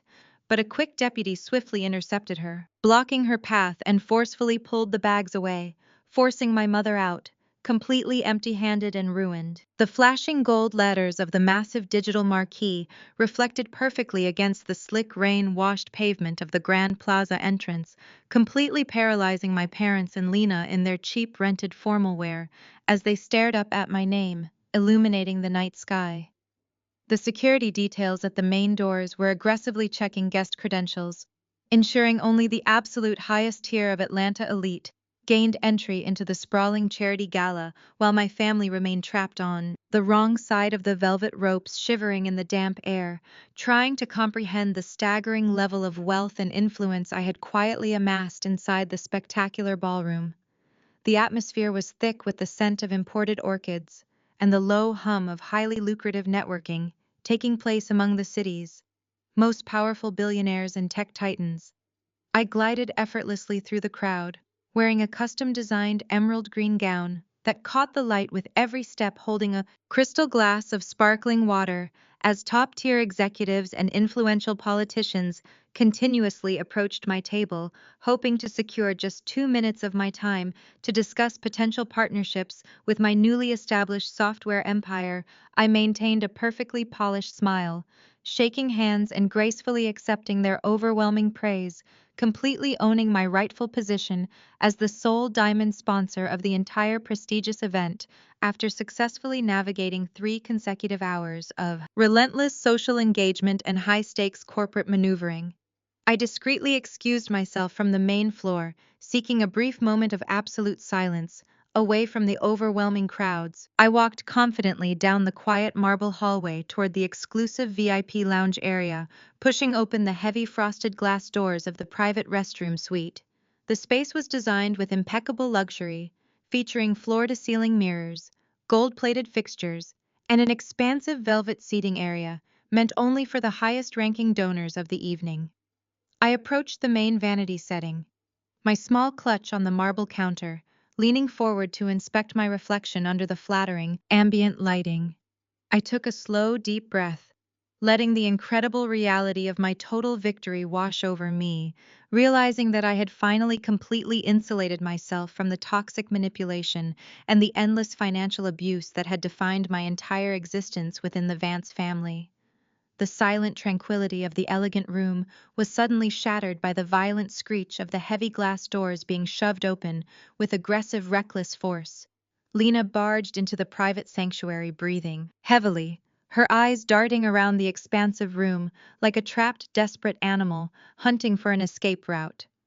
She was wearing a poorly fitted rented sequin dress that hung awkwardly on her shrinking frame, the cheap fabric clashing horribly with the opulent surroundings of the elite charity event. Her makeup was slightly smeared from the humidity outside, and her usual arrogant posture had been completely replaced by a frantic, nervous energy that radiated from her shaking hands. She had obviously manipulated a catering staff member or slipped through a service entrance just to track me down, because there was absolutely no way the front door security would have ever let her pass the initial checkpoint. Lena stomped across the pristine marble floor, her cheap heels echoing loudly against the walls, immediately closing the physical distance between us until she was standing aggressively close to my back, trapping me against the heavy stone vanity. She glared at my reflection in the mirror, her face twisted into a pathetic mask of pure, unadulterated desperation and bitter, raging jealousy. She demanded that I turn around and look at her, screaming that she was absolutely not going to let me parade around this elite charity gala, acting like I was some kind of self-made, untouchable tech goddess. She pointed a shaking manicured finger directly at my chest, completely dropping any remaining pretense of sisterly affection or elite high society decorum. She sneered that she knew exactly how I had managed to execute the hostile takeover of our father's commercial real estate firm, and she was fully prepared to burn my brand new corporate empire entirely to the ground if I did not immediately transfer $10 million into a private, untraceable offshore bank account by tomorrow morning. She insisted that this was her rightful compensation for the immense emotional suffering I had caused the family over the past week. I did not flinch, and I did not back away from her aggressive posture. I simply crossed my arms and watched her unhinged performance play out, wondering exactly what kind of ridiculous delusion she had managed to concoct. This time Lena reached into her cheap rented clutch and pulled out a tightly folded stack of printed papers, shoving them aggressively into my hands. She wore a triumphant, malicious smirk, claiming that the documents were highly detailed, digital forensics reports that she had personally paid a dark web hacker to meticulously fabricate. She proudly explained her elaborate criminal scheme, detailing how the forged documents perfectly framed me as a rogue malicious cyber terrorist who had illegally hacked into the family servers and completely manipulated the financial ledgers to steal the company right out from under my poor aging father. She bragged that the fake logs showed me planting aggressive computer viruses and illegally transferring corporate assets, wrapping her entire lie in a neat little package that would easily convince the technologically illiterate local press and the wealthy investors who still held a lingering grudge against my sudden brutal rise to absolute power within the tight-knit Atlanta business community. She paced around the velvet seating area, outlining her sinister plan with a sickening level of pride, completely oblivious to the massive trap she was walking right into. Lena leaned in closer, her breath smelling of cheap well liquor and pure desperation, hissing that she already had a major tabloid journalist waiting on standby who was completely eager to publish the massive scandal and destroy my pristine reputation across the entire tech industry.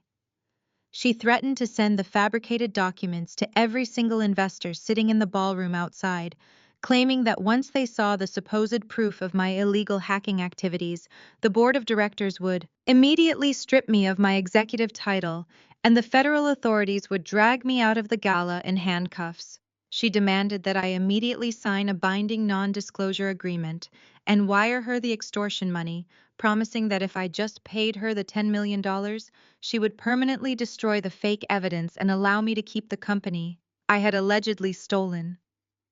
She stood there panting heavily, completely convinced that she had finally managed to back me into an inescapable corner and that I was about to fall to my knees and beg for her mercy just to protect my newly acquired wealth and status. She truly believed that her amateur blackmail attempt was an absolute masterstroke of corporate espionage. I looked down at the pathetic stack of forged papers in my hands, completely unfazed by her ridiculous amateur attempt at corporate blackmail. I slowly looked back up at Lena, maintaining absolute unblinking eye contact as I reached a steady hand up toward my face. I casually adjusted the heavy diamond earring resting against my left earlobe, my fingers lightly brushing against a tiny concealed device tucked perfectly behind the glittering gemstone.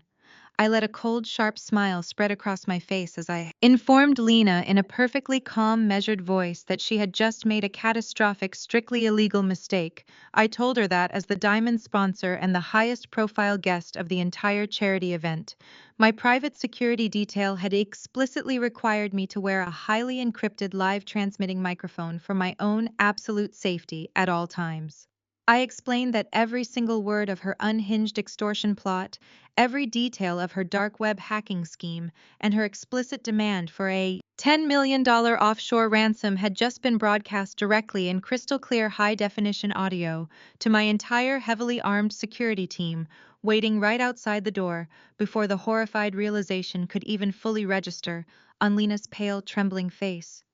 The heavy frosted glass doors of the private restroom swung violently open, and two massive elite security guards dressed in tactical suits stepped immediately into the room, moving swiftly to flank my sister and neutralize the active threat, preventing her from making any sudden moves toward me. The two massive elite security guards immediately took hold of Lena, grabbing her arms with calculated professional force and pulling her away from my personal space. Lena let out a muffled shriek of pure panic, dropping the stack of forged hacking documents directly onto the pristine marble floor as she frantically tried to pull herself free. The heavy tactical boots of the guards echoed sharply against the quiet room as they effortlessly subdued her, dragging her thrashing body toward the service exit. I did not even bother to watch them take her away, completely dismissing her pathetic existence as I simply smoothed out the invisible wrinkles on my custom emerald green gown and picked up my small designer clutch from the vanity. I walked out of the frosted glass doors, leaving the scattered fake documents laying in the trash where they belonged, and made my way back toward the pulsing energy of the main ballroom floor. The gentle ambient music had completely faded away, replaced by the loud, commanding voice of the gala master of ceremonies, echoing through the massive state-of-the-art sound system, requesting all attendees to direct their attention to the center stage. I walked gracefully down the center aisle, the brilliant crystal chandeliers casting a warm golden glow over the sea of high society elites, murmuring in hushed anticipation. The master of ceremonies, a highly respected local news anchor, smiled widely as he announced my name, introducing me to the entire gathering as the sole diamond sponsor of the evening and a groundbreaking visionary in the global technology sector. A thunderous wave of applause erupted through the cavernous room as I climbed the velvet-lined stairs, stepping confidently up to the sleek acrylic podium. I looked out over the ocean of wealthy investors, influential politicians, and elite socialites, taking a slow, deliberate moment to absorb the absolute magnitude of my ultimate triumph. My eyes effortlessly scanned the back of the room, instantly locating my parents, standing near the service doors, looking incredibly small and utterly terrified in their cheap rented formal wear. They were frantically looking around for Lena, completely unaware that she was currently sitting in a holding room, waiting for the local authorities to arrive. I adjusted the microphone, letting a perfectly calibrated smile spread across my face as I began my keynote address. I thanked the wealthy attendees for their generous contributions to the charity, highlighting the massive importance of structural integrity and sustainable growth in both technology and community development. I smoothly transitioned my speech into the core philosophy that drove my software studio to a multi-million-dollar acquisition, leaning forward slightly as I introduced the elite crowd to a fundamental user interface concept known as auto layout. I explained in a clear, resonant voice that auto layout was a dynamic design framework that automatically adjusted to the precise needs of the overall structure. I told the captivated audience that in order for any complex digital environment to function with absolute perfection, every single nested component had to pull its own weight and contribute genuine value to the master file. I looked directly at my father standing in the back row, ensuring my voice carried the unmistakable weight of absolute authority. I explained that when you apply the strict rules of auto layout to a corporate environment or a personal network, the system automatically identifies any element that is useless, toxic, or actively draining resources from the central server. I stated that a truly optimized framework does not accommodate broken geometry or parasitic code, because holding on to malfunctioning assets simply to maintain the illusion of traditional structure will eventually corrupt the entire program. I watched my father's face turn a sickly shade of pale gray as the thinly veiled metaphor struck him with the devastating force of a physical blow. My mother gripped his arm, her eyes darting nervously around the room as several prominent business leaders nodded along with my speech, completely oblivious to the brutal family execution happening right in front of their eyes. I continued my speech, explaining that true visionary leadership requires the absolute courage to highlight the failing components and permanently delete them from the workspace without a single ounce of hesitation or remorse. I emphasize that once the toxic elements are finally removed, the surrounding architecture automatically collapses the empty space, pulling the remaining functional pieces closer together to create a stronger, more resilient, and vastly more profitable foundation. I locked eyes with my parents one last time, letting them feel the crushing absolute finality of their complete erasure from my life. I concluded my speech by thanking the organizers and pledging an additional $2 million donation to their charitable foundation, securing my permanent status as an untouchable titan of Atlanta high society. The entire ballroom erupted into a massive standing ovation, the wealthy elite rising to their feet and cheering loudly for the very woman my family had tried to bury in their basement. As the deafening applause washed over the room, I stepped down from the podium, surrounded immediately by a swarm of eager investors and corporate executives. I accepted their congratulations with practiced grace, keeping my peripheral vision firmly locked on the back doors. My father was desperately trying to slip out of the ballroom entirely unnoticed, hoping to escape the suffocating humiliation. But his exit was abruptly blocked by the imposing figure of the Charity Gala board director, accompanied by three broad-shouldered private security personnel. The director, a man who also served as the current president of the most exclusive elite country club in all of Buckhead, held up a stiff hand, halting my parents in their tracks. The ambient noise of the crowd masked their conversation, but the aggressive body language was universally clear. The director informed my father in a cold, unforgiving tone that his lifetime membership to the prestigious country club had just been officially and permanently revoked. He explicitly cited the massive ongoing federal financial fraud investigation stemming from the offshore embezzlement accounts my legal team had frozen earlier that week, telling my father that his presence was a toxic liability to their elite reputation. My mother gasped, covering her mouth as the director signaled to the security. Team 2 guards immediately stepped forward, grabbing my father by the arms, while a third guard corralled my weeping mother. They were forcefully marched out through the heavy service doors, completely stripped of their dignity, their wealth, and their fabricated social status, escorted into the cold, rainy night as absolute nobodies, while I stood in the center of the ballroom, basking in the warm, glowing light of my hard-earned, untouchable empire. The suffocating heat of the cramped two-bedroom apartment pressed down on my family, like a physical weight, a stark, brutal contrast to the climate-controlled luxury they had enjoyed for decades. The peeling wallpaper of the tiny living room seemed to mock my mother, who sat paralyzed on a stained sofa, staring blankly at a flickering fluorescent bulb overhead. She clutched a chipped ceramic mug filled with cheap tap water, refusing to speak. The sounds of street traffic and wailing sirens echoed through the thin walls, replacing the serene quiet of their former gated community. My father stood by the kitchen counter, arguing with a prepaid cell phone, trying desperately to figure out the local public transit schedule because his luxury Mercedes had been repossessed the very morning after the charity gala. They had nothing left, no offshore accounts, no designer clothes, and no wealthy friends to bail them out of this miserable reality.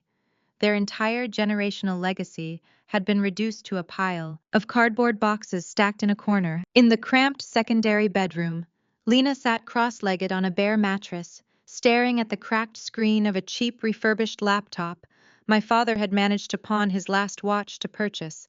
She was attempting to format a basic resume, a task that was rapidly proving to be impossible for her. She clicked the trackpad with trembling fingers, trying to align the text blocks in a standard word processing document. But the margins kept aggressively shifting and overlapping, making the page look like a chaotic mess. She let out a frustrated sob, realizing with absolute horrifying clarity that she had no idea how to operate even the most basic office software. She tried to type out her previous employment history, proudly listing her brief stint as the chief executive officer of our father's commercial real estate firm.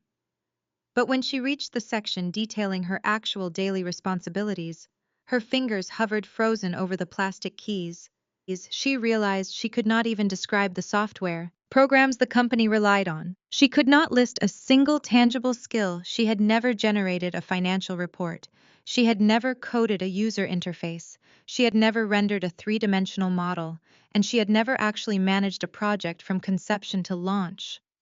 Every single bullet point she tried to write was just a hollow corporate buzzword that meant absolutely nothing.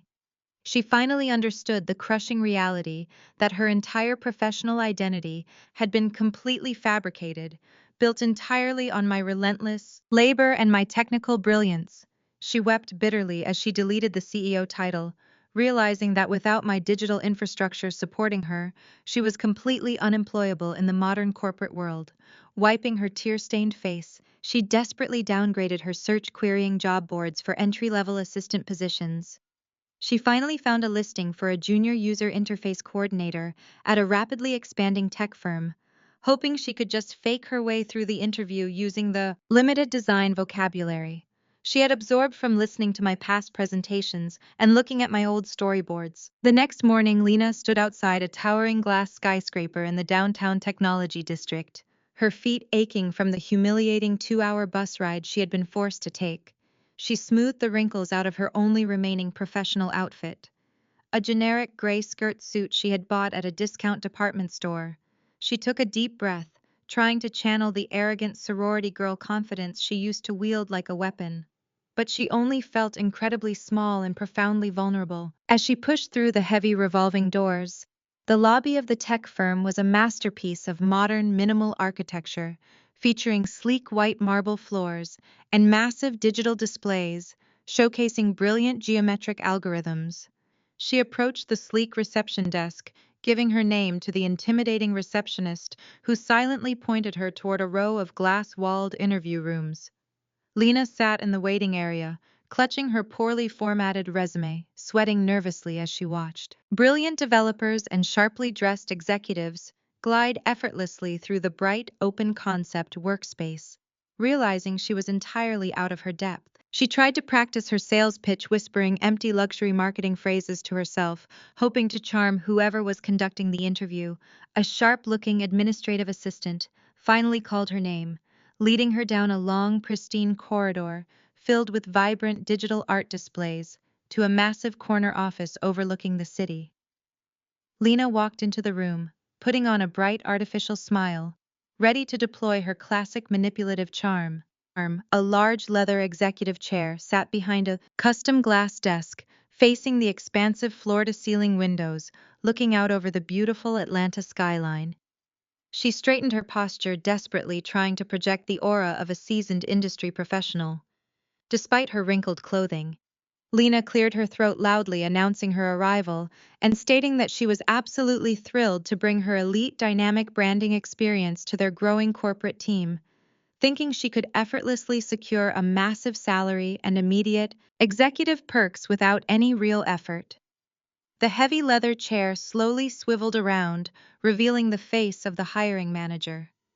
Lena stopped breathing, her fake smile instantly collapsing into a mask of pure, unadulterated terror as her knees violently buckled beneath her. Sitting behind the desk, holding Lena's pathetic wrinkled resume, was the lead software engineer from Horizon Travel.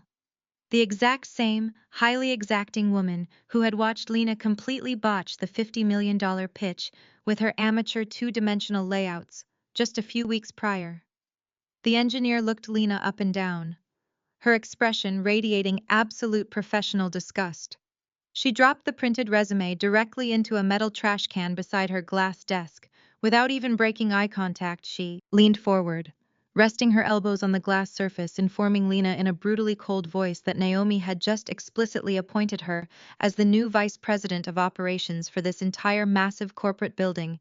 She told Lena that her application was officially rejected on the spot because the company only hired genuine talent, not useless parasites. The powerful engineer pressed a small silver button on her desk, instructing the building security team to immediately escort the utterly unqualified applicant out the front door and permanently ban her from the premises. The panoramic glass elevator glided silently down the exterior of my new corporate headquarters, dropping 30 stories toward the massive sunlit lobby. My chief of security had radioed my private office just 5 minutes prior, informing me that a highly agitated woman was causing a disturbance at the main reception desk, refusing to leave the premises until she spoke directly with the chief executive officer.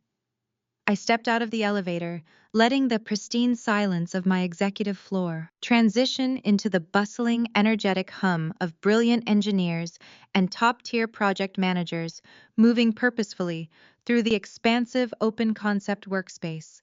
The towering indoor waterfall, cascading down the center of the lobby, provided a soothing ambient noise that completely drowned out the harsh realities of the outside world.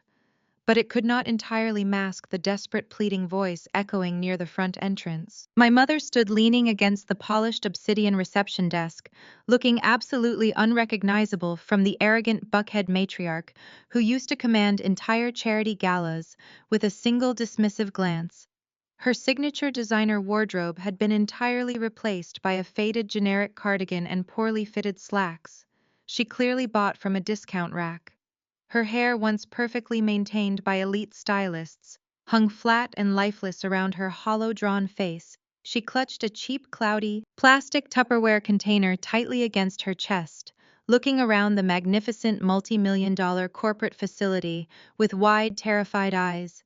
She was completely out of her depth, swallowed whole by the massive technological empire I had built entirely without her permission. I walked slowly across the pristine marble floor, my tailored suit projecting the absolute untouchable authority she had always desperately craved for herself. She spotted me approaching, and her entire demeanor instantly shifted, transitioning into a sickeningly sweet performance of manufactured maternal affection. She practically shoved the intimidating security guard aside, rushing toward me with an artificial desperate smile plastered across her face. She held the cheap plastic container out in front of her like it was some kind of holy peace offering, her hands visibly trembling under the crushing weight of her new poverty-stricken reality. "Naomi, my sweet, beautiful girl!" She cried out, her voice cracking with forced emotion, ignoring the horrified stares of my passing employees. "I knew you were working so hard, running this massive, incredible company, so I wanted to bring you something special to make sure you were taking care of yourself." I stopped exactly 3 feet away from her, maintaining a strict physical boundary. I did not reach out to hug her, and I did not return her fake smile. I simply stared down at the plastic container she was practically shoving into my chest. She fumbled with the cheap plastic lid, popping it open to reveal the meticulously measured contents sitting inside the transparent box. There, nestled perfectly in the center, was exactly 100 grams of dry boiled chicken breast and a perfectly leveled half cup of plain unseasoned white rice. My mother looked up at me, her eyes swimming with calculated, manipulative tears, hoping to strike a deep emotional chord. She launched into a desperate, fabricated monologue about how she had been thinking about my old bodybuilding competition days from 6 years ago. She spun a ridiculous lie about how she used to secretly watch me meal prep in the kitchen, claiming she always admired my intense physical discipline and my rigorous dedication to fitness. She told me she specifically remembered exactly how I weighed my macros down to the precise gram when I was cutting weight for the stage, portraying herself as a deeply attentive, nurturing mother who quietly supported my passions from the sidelines. The sheer sickening audacity of her performance was genuinely staggering. She completely omitted the harsh reality of those years. She conveniently forgot how she used to mock my muscular physique, telling her high society friends that my broad shoulders were entirely too masculine and completely unattractive. She erased the memory of her throwing away my food scales and intentionally sabotaging my strict dietary regimen by constantly demanding I attend elite banquets and consume heavy catered meals just to maintain her perfect family image. Now standing in the lobby of the corporate empire, she tried to steal. She was weaponizing my past dedication, trying to use a piece of dry chicken to emotionally manipulate me into saving her from the cramped, suffocating apartment she was currently trapped in. She kept pushing the container toward me, begging me to just sit down and eat with her. She cried that Lena was completely useless, falling apart in their tiny new rental, and that my father was spiraling into a deep, bitter depression, unable to comprehend his rapid fall from grace. She pleaded with me to just give them a small executive consulting position or a minor advisory role, claiming that our powerful Black family needed to reunite and rebuild our legacy together. She promised that things would be completely different this time, swearing that she finally recognized my absolute brilliance and that she just wanted to be the supportive, loving mother I had always desperately deserved. I looked at the pathetic, desperate woman standing in front of me, realizing with absolute finality that she had not changed at all. She was simply adapting her manipulative tactics to survive in an environment where she had absolutely zero leverage or power.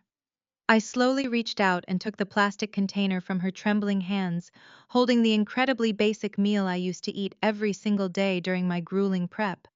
She let out a massive sigh of profound relief, her fake smile widening as she mistakenly believed that her cheap culinary guilt trip had actually successfully breached my emotional armor.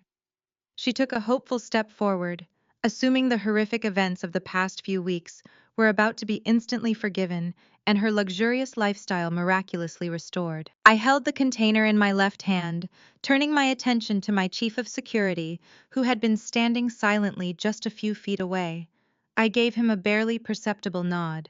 He stepped forward and pulled a thick, sealed manila envelope from his jacket, handing it directly to me.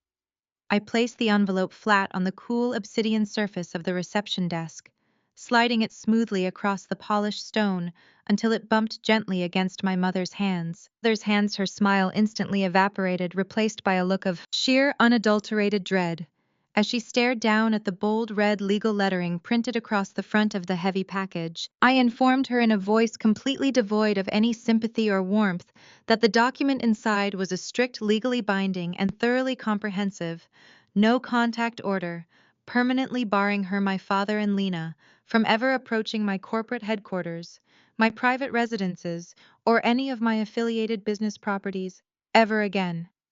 I explained that my legal team had already filed the paperwork with the county judge, and that any future attempt to breach my perimeter or contact me through any channel would result in immediate aggressive criminal prosecution.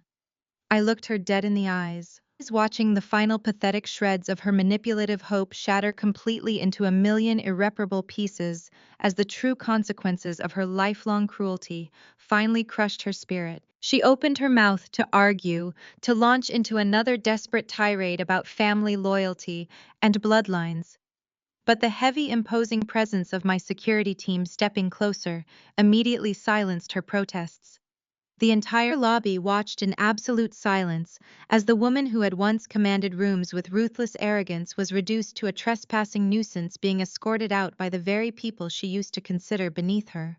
I gripped the plastic Tupperware, holding it up slightly to acknowledge her desperate, ridiculous attempt at maternal bonding.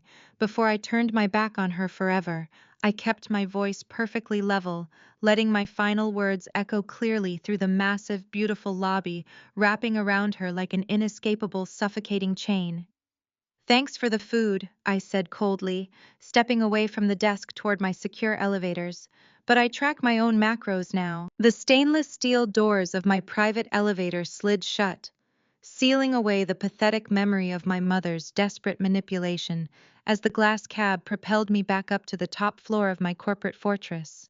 I took a deep, cleansing breath, letting the sterile air of the lobby fade from my senses, completely replaced by the electric, crackling energy of absolute innovation. The moment I stepped onto the executive level, a wave of profound, purposeful activity washed over me, completely washing away the remaining residue of my toxic family history. I walked confidently down the central corridor of my newly established global headquarters, the physical manifestation of 10 grueling, lonely years of relentless technical labor, finally recognized and properly valued. My custom-tailored, pristine white suit felt exactly like a heavy, impenetrable suit of armor, shielding me from the petty, irrelevant, destructive dramas of Buckhead high society as I prepared to permanently reshape the international real estate technology landscape.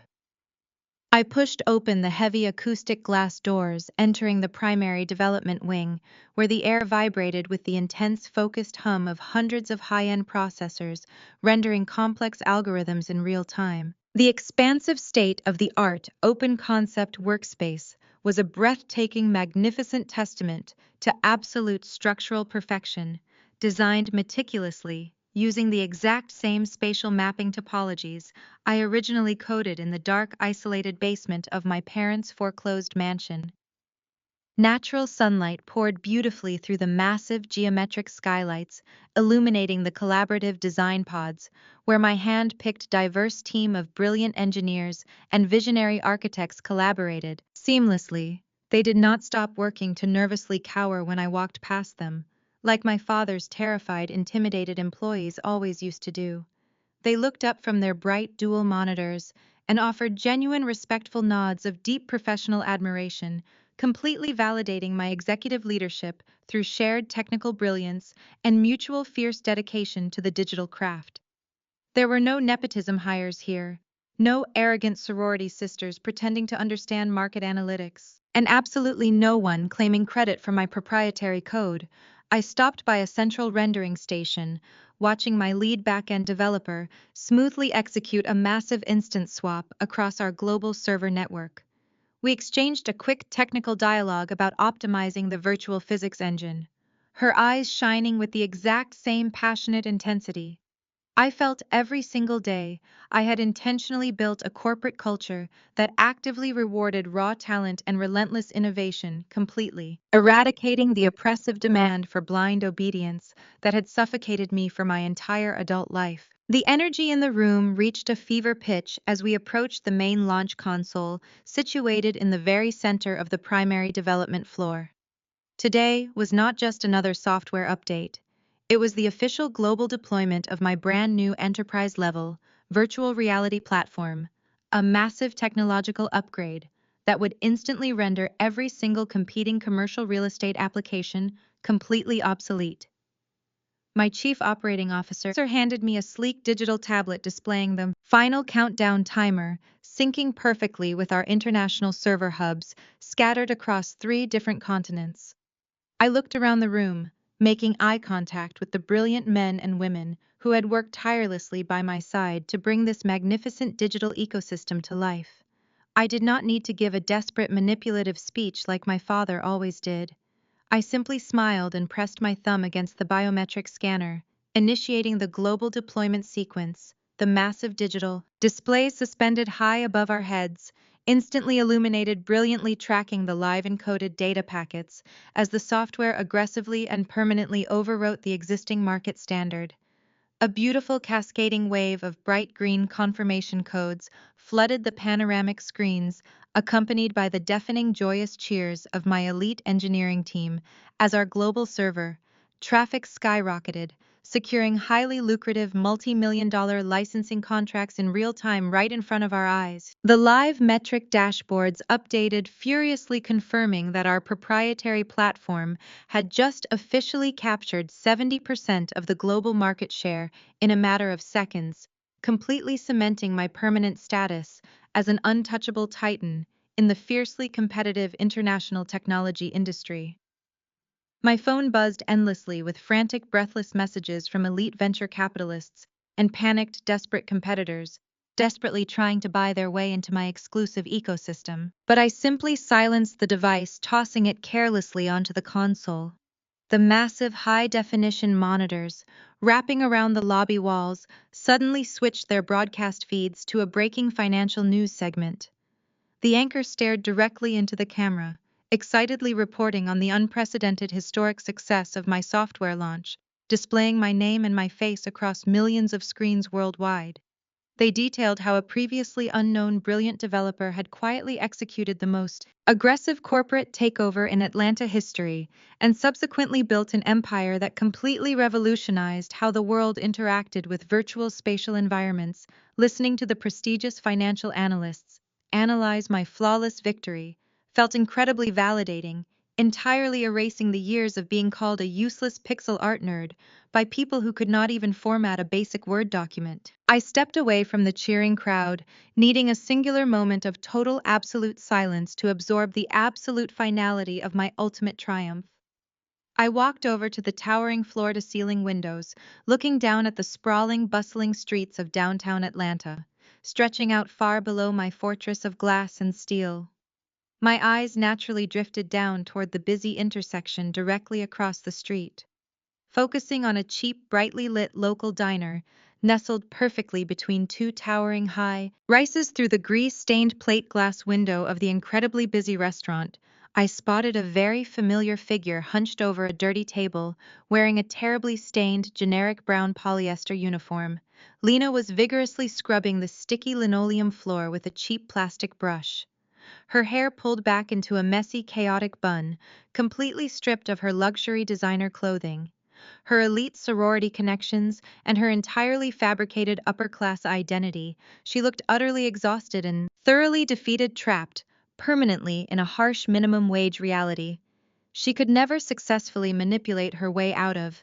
I watched her wipe her sweating forehead with a soapy rag, pushing a heavy, dirty mop bucket across the aisle before I calmly reached down and closed my sleek silver laptop.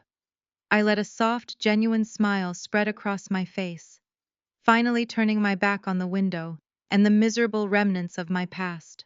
I walked out of the glass building, stepping confidently into the bright, warm Atlanta sun, ready to truly enjoy the spectacular, beautiful life I had built entirely for myself. The story of Naomi Vance is a stark modern parable about the dangers of unrecognized intellectual labor. For a decade, Naomi was the silent architect of her family's real estate empire, building the digital infrastructure that kept the business afloat, while her family treated her as an invisible, replaceable asset.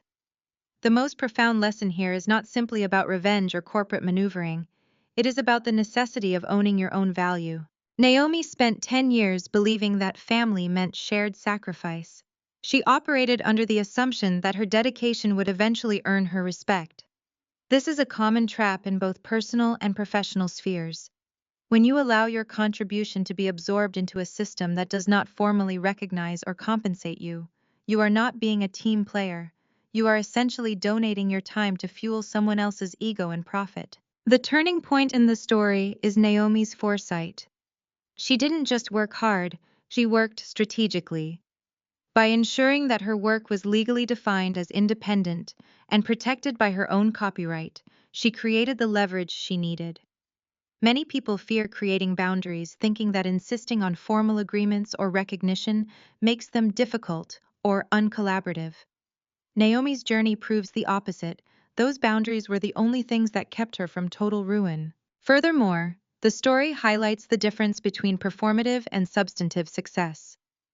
Lena's downfall was a direct result of her belief that social intelligence and branding could replace the actual product. She lived in this delusion that as long as she looked the part and talked the talk, the mechanics of the business would take care of themselves. In the modern economy, soft skills are powerful, but they cannot compensate for a lack of foundational knowledge or operational substance. When the fake it until you make it mentality meets a concrete problem, the facade crumbles immediately. Finally, Naomi teaches us that the ability to walk away is the ultimate power. She was able to succeed because she was ready to sever the ties to her own past. Attachment to a legacy that doesn't respect you is a prison. By detaching her identity from her family's toxic validation, she freed herself to build an empire that was entirely her own. Ultimately, success isn't about working harder for the people who dismiss you. It's about recognizing when your output is being stolen and having the courage to reclaim your intellectual property. True value is not granted by others.